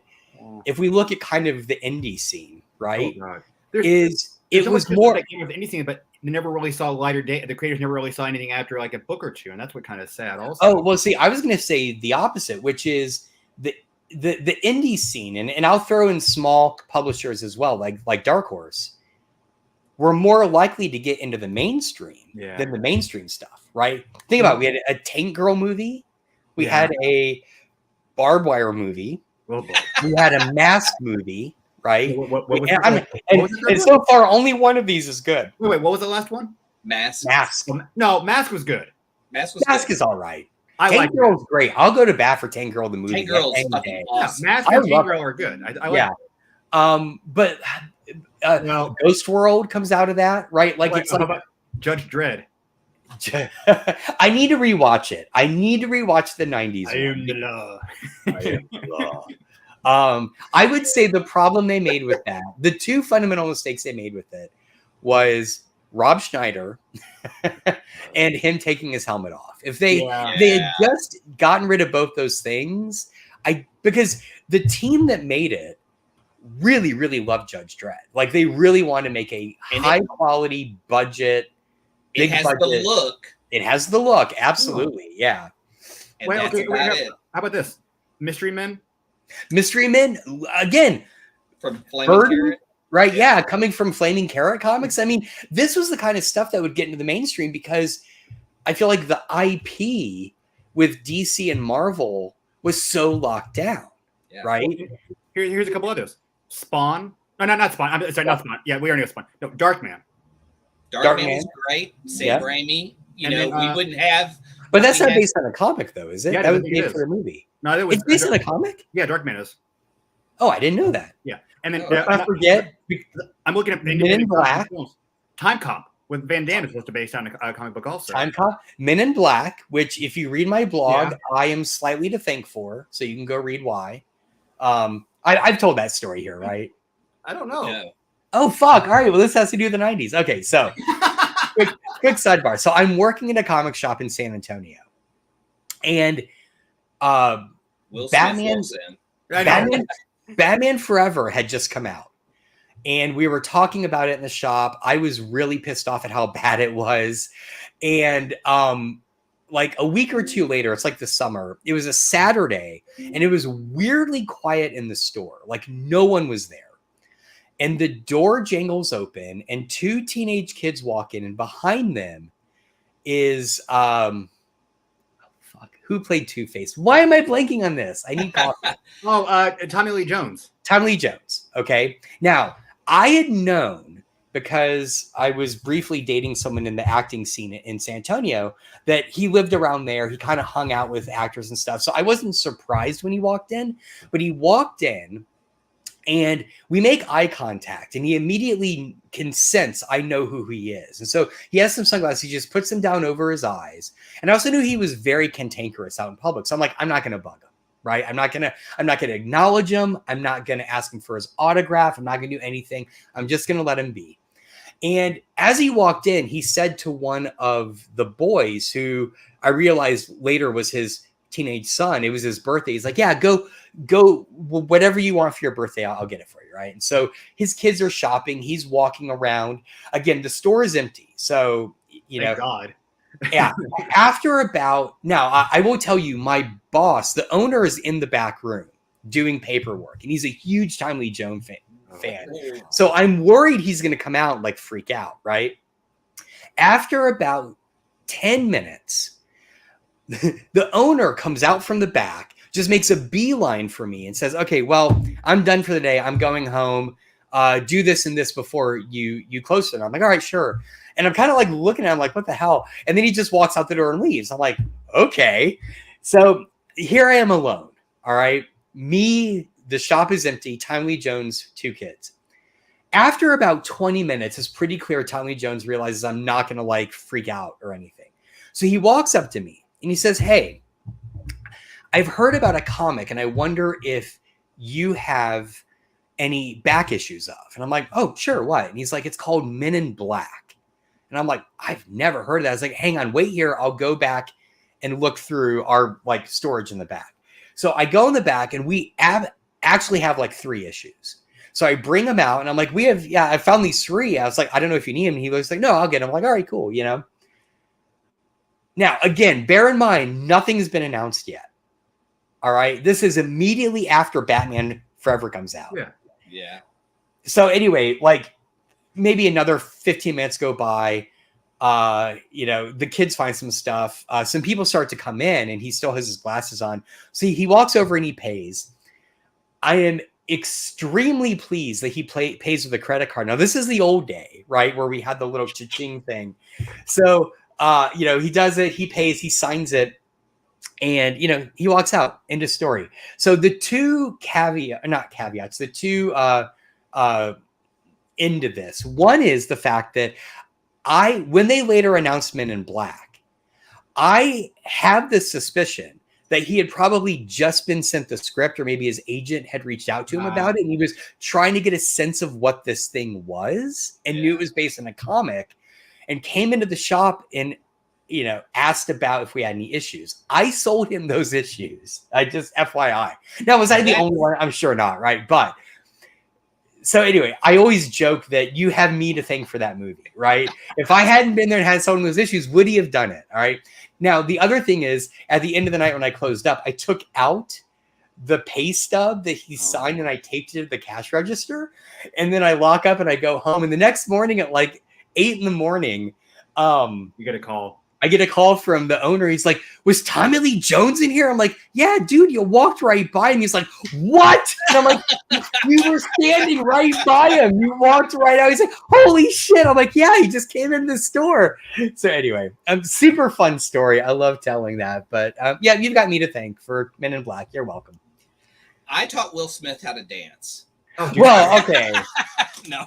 Take the spotlight. Was it the Carlton?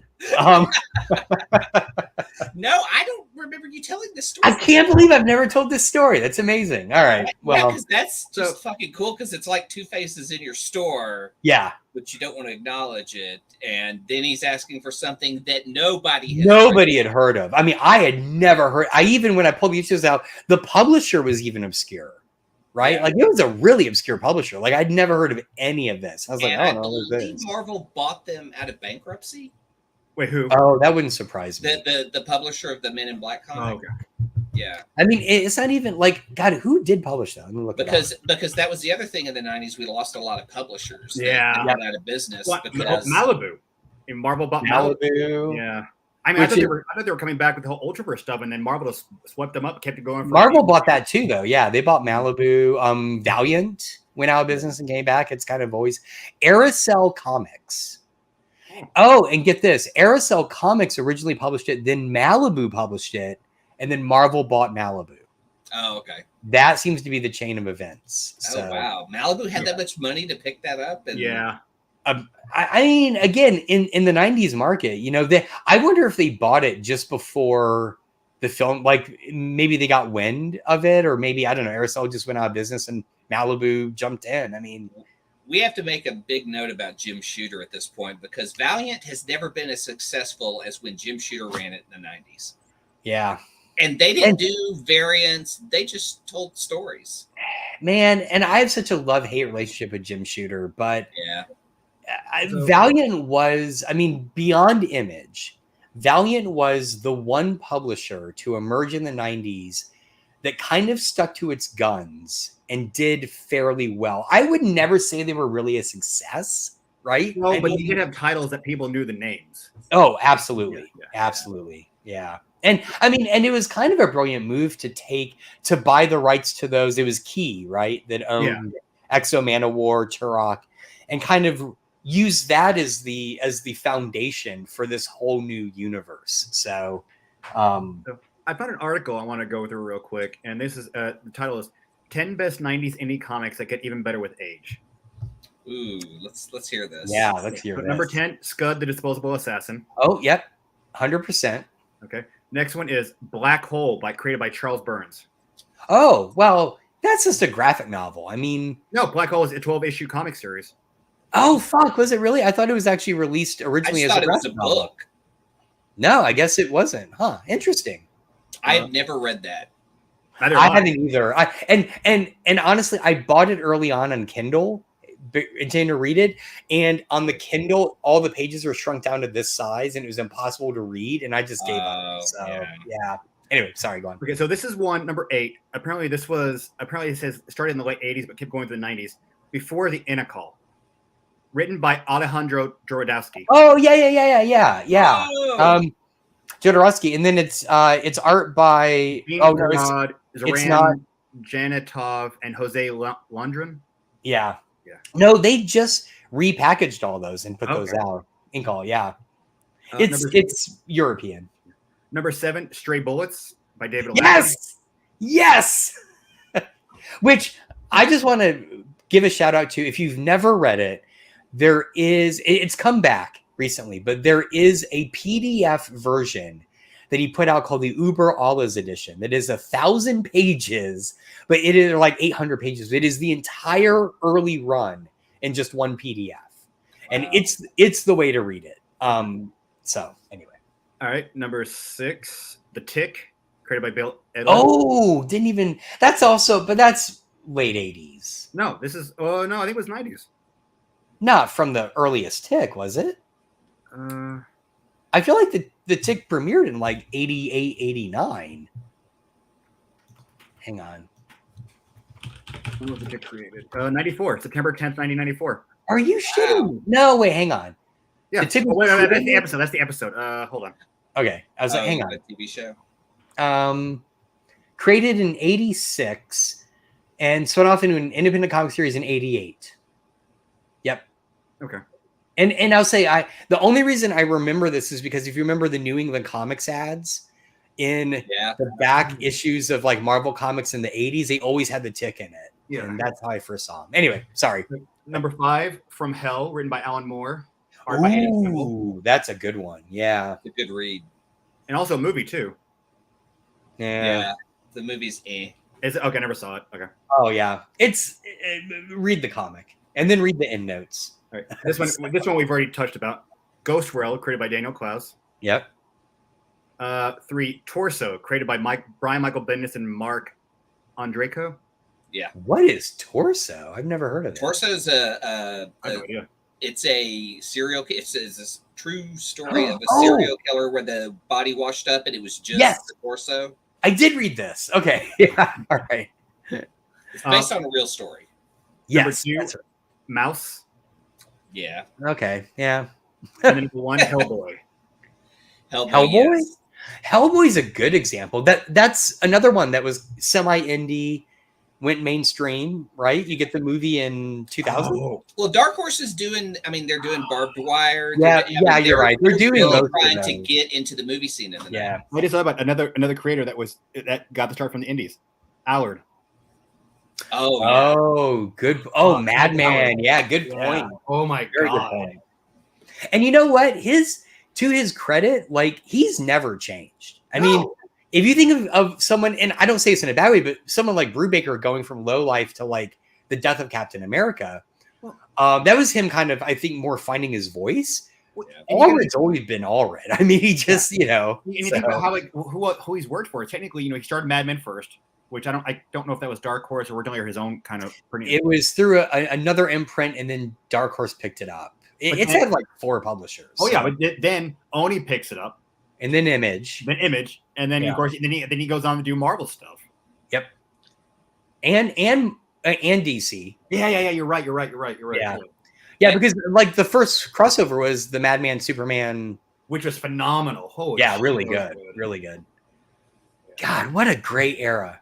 I know we started down here, but there's a lot of this. We're able to raise it up. We're able to dig through and find the gems there. Yeah. I mean, I'll bash Wizard, but I also say I bought Wizard because that was the only news I could get, and like Scott Brick wrote for him, and he did great stories back in the day. I know a lot of the people that were involved with it, went on to be comics journalists. There are positive things that we get out of that because I don't think we would have seen. I know there was an early profile of these crime writers who all came to write comics that does a story on Brubaker, Brian Azzarello, Bendis, and there's a fourth one I'm forgetting. Brian K. Vaughan. Oh, okay.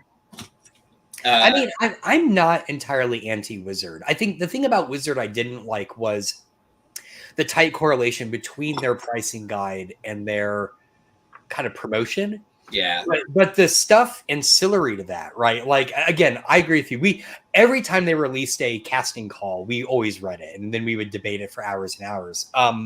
It's like there were really these comic book movies so hard. Now that's all we get. I know, which is why, again, little setup. We're going to be talking at some point in the future about this New Yorker article that came out this week about how Marvel has taken over Hollywood. Yeah. And what the actors think of it as well, which is really interesting because Anthony Hopkins is just like, this is non-acting. Yeah. Okay. Which is weird because, like, even though you have a green screen, you're still supposed to bring the imagination alive through your performance, no matter what is happening around you. And he's just like non-acting.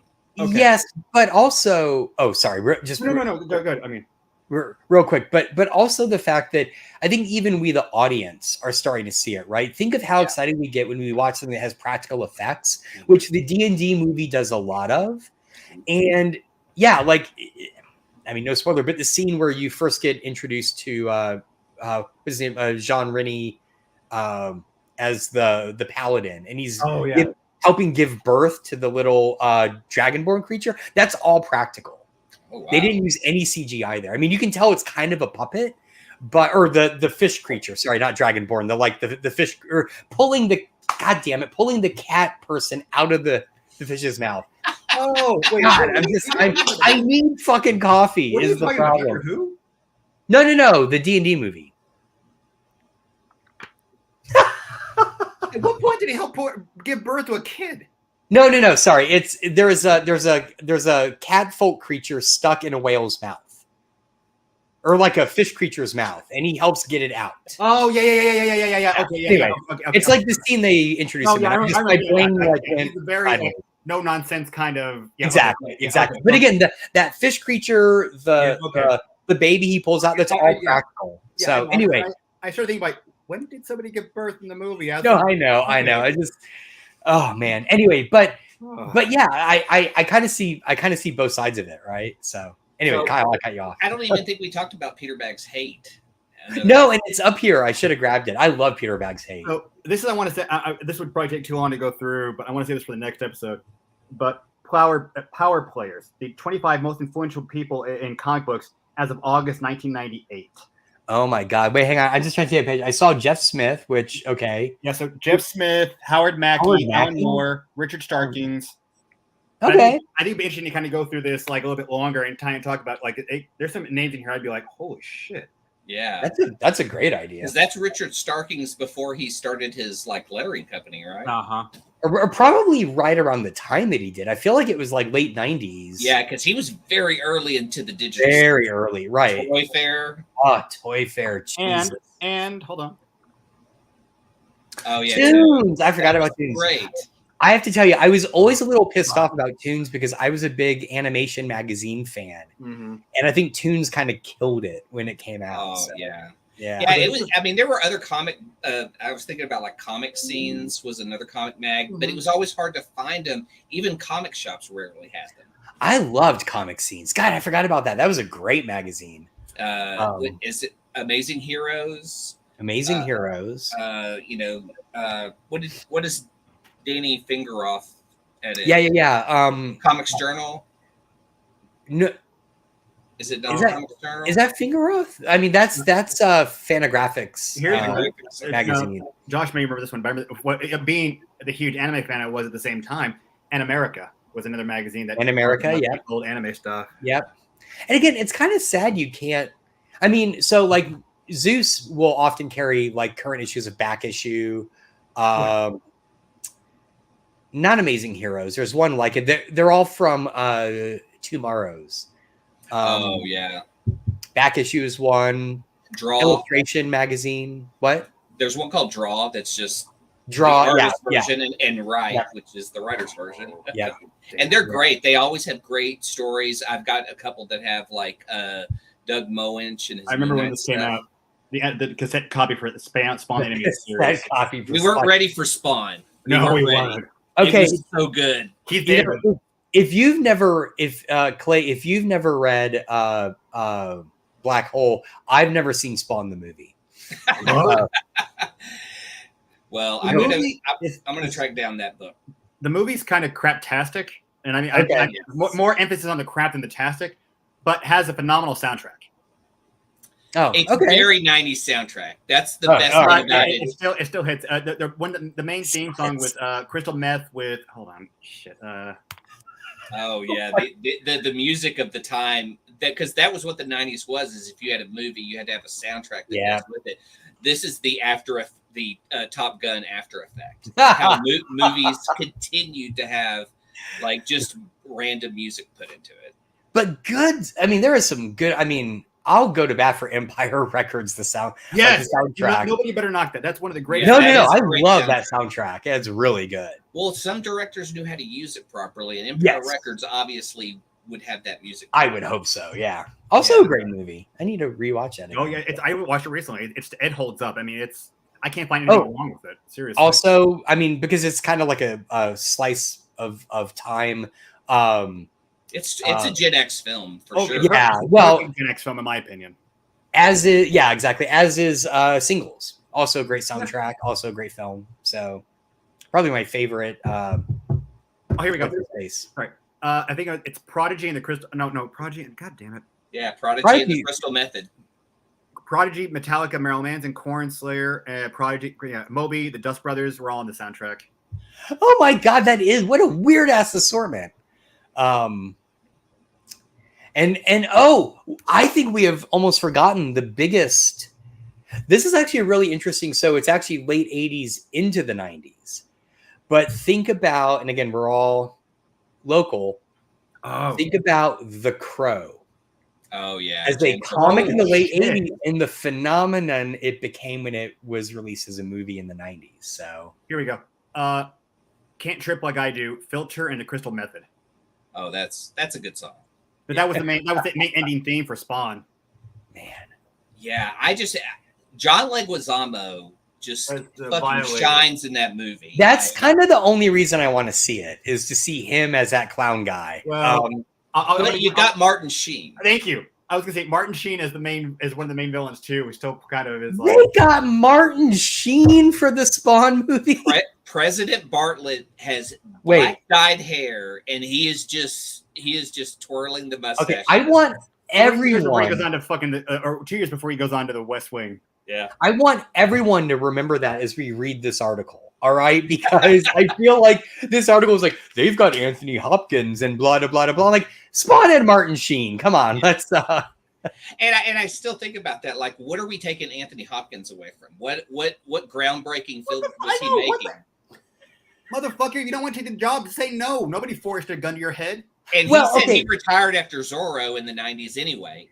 Well, and on top of that, I mean, basically the reason he got cast for Thor 1 is because Branagh wanted to make Thor like a Shakespeare film. Yeah. Right? That makes sense. So I'm sorry that they then signed you to a contract that you have to do all these bit parts. I mean, you signed it. Just do it. Have fun. Like signed it at the time. But I did read like Samuel L. Jackson signed a 9-picture deal. 9-picture deal for the first contract for Thor. First Nick Fury. Right. I mean, like for his first appearance. Okay. That was come on. Iron Man came out in 2008. He's already made past the 9-picture deal. Yeah, but it's still amazing to think that a movie would like at the time you weren't thinking 9 pictures. You're thinking like at the most we'll have a trilogy. You know. Well, and also it was. He wanted that too. He wanted that 9-picture. Oh yeah, he wanted to bring Nick Fury to the big screen.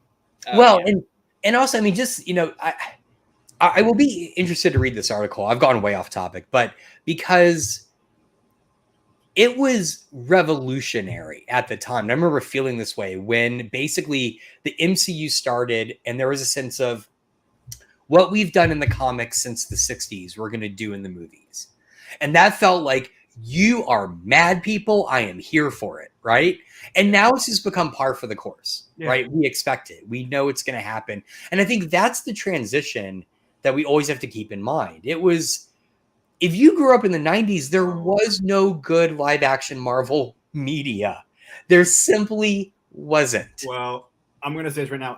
I was going to say, like, I haven't gotten to see it yet, but I do know what I don't think this is going to be that huge of a spoiler, because I don't think most of our fans are going to go see it. But Transformers: Rise of the Beast. I think Hasbro and Paramount are trying to do it again because apparently, people, you don't want to listen, don't listen. But apparently, this thing where one of the main characters, he gets a card from a military man at the very end of the film, mid-credit scene, turns it over, and it says G.I. Joe. Oh, motherfucker! Wow, motherfucker!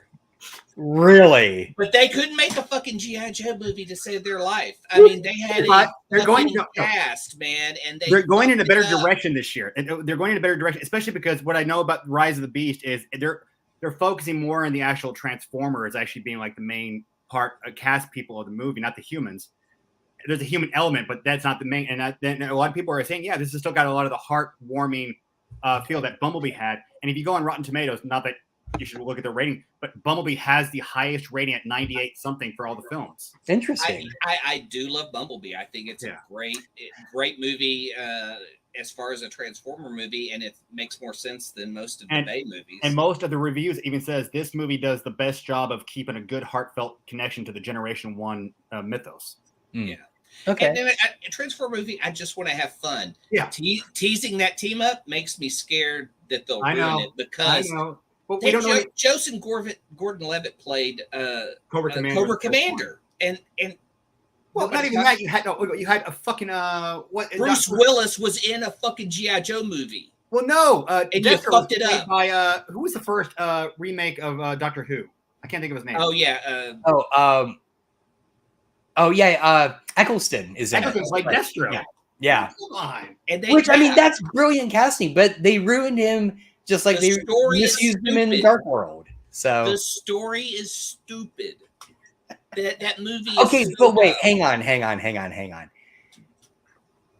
Without mentioning comics, tell me a good G.I. Joe story. Enough said. The Snake Eyes comic that is. I said without mentioning comics, because we all know there are good G.I. Joe comics. Yeah, because the guys writing G.I. Joe. Well, I'll say it. Maybe the very first 5-episode miniseries from 1983 of G.I. Joe. Okay. All right. And you know what? I'm kind of a fan of the animated movie. And if they had been able to hold, if they'd been able to be strong enough and throw their balls out like they wanted to and actually kill Duke, the movie. I hate the movie, but Yeah. But wasn't that played by The Rock?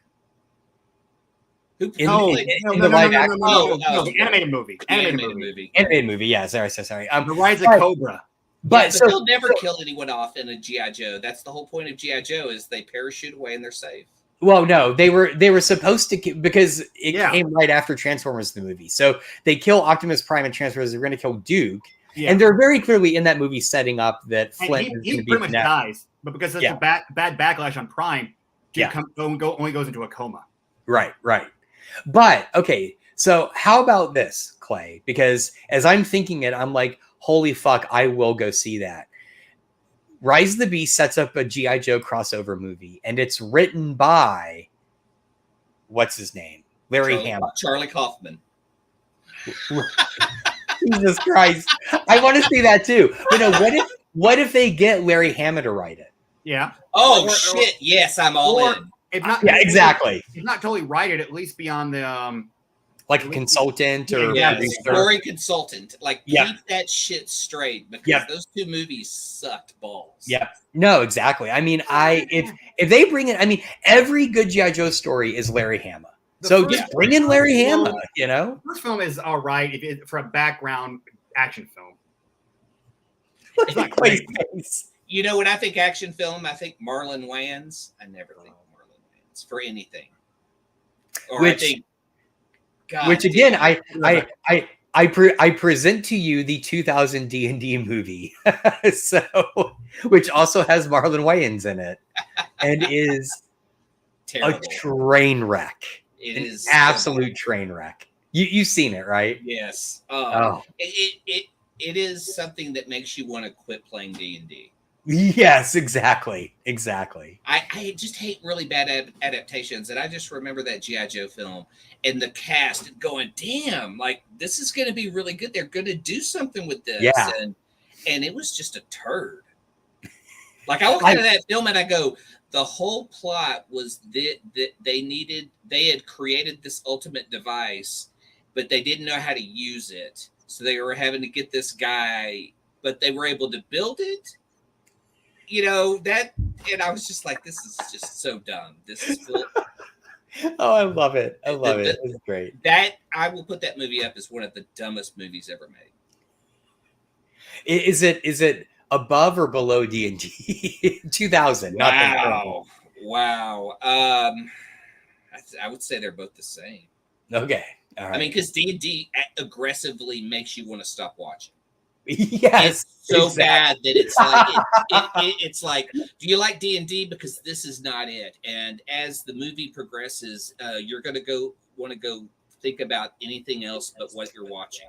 Right. Well, and that to me is the big difference between the 2000 movie and Honor Among Thieves. The 2000 movie tries to represent what it's like playing D&D by having set pieces, right? There's a bar fight.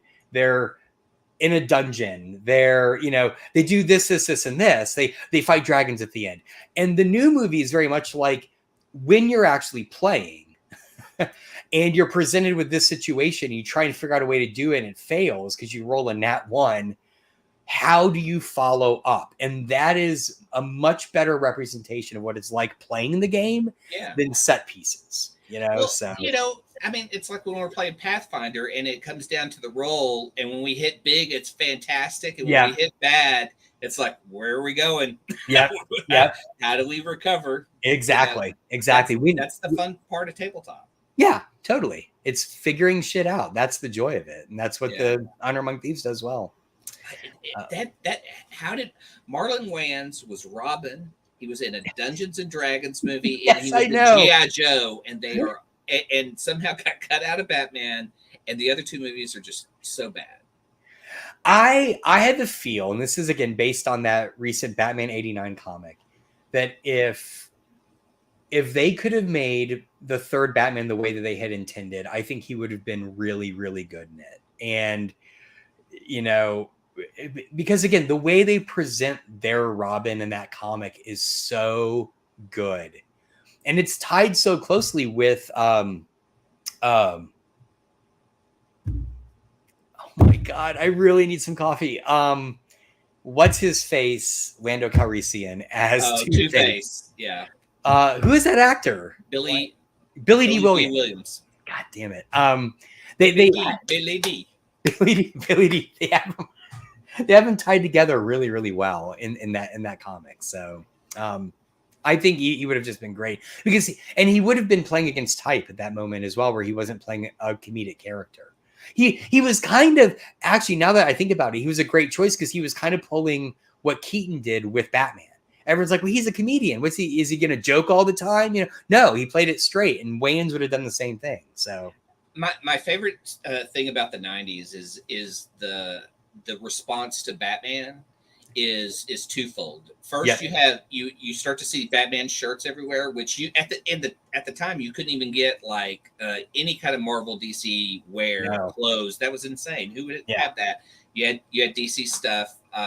We would get the animated series out that would highly use the look of that Batman movie. Yeah, but it's the movie studios' responses of how old are the people running the studios, because they go, we need to make comic movies now, and they go, great, I loved reading The Shadow and Phantom as a kid, let's get those properties. That was me though. I was the one that's like, I am here for a Shadow movie, god damn it. And you know what, I do like that movie. That movie is good. Hey, I went to all of them because they were comic book movies. I mean, Dick Tracy was a clusterfuck of just cool makeup and shit, and it had Madonna in it, and it's like it was just so weird, but it made a shit ton of money. So, that was weird as hell because they were doing pulp stuff, right? And people were like, "No, we're talking about superhero stuff." And I think that's the really weird thing that you bring up, because I feel like the studio executives and the producers were of the pulp generation, right? But what is the best pulp movie that's not actually based on a pulp? The Rocketeer. Yeah. Right. And you've got Johnston taking the look and feel of old pulp movies and updating them. And think about how much the Phantom and the Shadow kind of pull from the look and feel of the Rocketeer, but coming after it. Right. Now, having said that, do you remember, like, okay, here's a little thought experiment. It's 1989. They announce Tim Burton's The Batman with Michael Keaton as Bruce Wayne, and we have the internet. Oh. Because do you remember the backlash to that? No, there were like letter writing campaigns to Warner Brothers. Like, do not, right? We may have had a Sonic situation if we You had had- the internet. You had Michael Keaton, who had starred in Night Shift, which was a huge hit. If You're people the don't only remember other person I know that knows Night Shift with the Fonz. I love it. Oh, dude, that movie is great. If you have never seen It Night is. Shift, it's one of the horrible movies of the 80s where they would have a prostitute with a heart of gold storyline. Dr. Demento, not Dr. Demento, Dr. Detroit with Yes, with Dan Aykroyd. Dan Aykroyd, yep, which is a Yeah. very similar kind of man. The But 80s Michael were Keaton is weird. so great in that, and you He's so good. you have Henry Winkler, who everyone knew as the Fonz, as this toned down guy. Very, very, very nebbish. Yeah, it's Yeah, very- and then Michael Keaton went and played Mr. Mom, and so Yep. everyone knew that, and that's what they put on him, that he Oh, could be and- Batman. and Beetlejuice. So even Beetlejuice. yeah, you have this like very over the top kind of Mm. comic portrayal. No, another one. It was an ensemble film with the Dream Team. Oh, yep. I remember that one. And that one, Yeah, he yeah. played kind of a maniac, kind of crazed, that. Well, that- and then, God, what was the God damn it, the car manufacturing movie? It was very Gung-Ho. anti-Japanese. Gung Ho. Gung-Ho, right. Yeah, I mean that was the whole like era, right, of like Michael Keaton making comedies, and then he gets cast as Batman and letter writing campaigns. I mean, it was the fan backlash before the internet existed, right? I know it's just so funny to think of a nerd just going, "Where's my pen and paper?" Which is exactly what happened. They're like, dear sir or madam, how dare you cast Michael Keaton as Batman? Yeah, I think for me it was like you hear we're gonna have a Prince album from this, and I'm like, what the fuck? Prince is gonna, and then I was like, I didn't know I needed this. That was the those were the cool turns for Batman, and the evolution from that being like the animated series and the great stories we got from that. Just the look, that the fact that he did such a fucking fantastic job that we get him back in Flashpoint so many years later is cool. I'm still pretty excited to go see that. Yeah, because I mean, as many people were excited to see, Tobey Maguire return as, like, I've been watching these audience reaction channels where people are at the movies, and I watched one with No Way Home, and when Tobey Maguire comes back, the audience loses their shit, and it's like I miss that being in the theater and having that kind of moment like that. Yeah, and I would love to see Flashpoint with fans and have that moment when Keaton's Batman comes to the screen. And you know what's so interesting? Because again, I agree, all those moments are great. Who did it first? It was all the Arrowverse shows. Yeah. Right. I started watching the old 90s Flash TV show, which was very much a byproduct of the Batman. The Batman. And the same writers who did Rocketeer. Yep, exactly. And I paused it because Hazel's just sitting on the couch, like on her phone. And she had watched a lot of the first season of the recent Flash show. And I said, hey, do you recognize this guy? And it was John Wesley Shipp. She's like, no, like in the Flash, he plays the Flash's dad and Jay Garrick. And I was like, the whole thing is he played the Flash in the 90s. She's like, oh, okay. And then went back to her phone. So do you guys have an artist that came out of the 90s that you just that like? I'm a big Chris Botchlo fan and love his art. I hate to do this, guys, but I'm gonna have to get going. We've already kind of get that. Oh wow, yeah, we are. Yeah, I was about to just shut us out with this. So if you want to throw an artist that you loved out of the 90s, I think I've kind of hit everybody I could think of. Okay. Yeah, I was gonna say I would say Allred. Allred, yeah. Yeah. All right. Well, we'll call it a show. That was the 90s. We actually got to it this time. We found our outro, and have a good one. You guys take care. See ya. The most important thing in life will always be the people in this room. Right here. Right now. Salute, mi familia. Salute. Salute. Thanks everyone for watching. Little loves you. Oh yeah. Clay. Hell, Bebo. Josh. Simon Center, get the fuck out.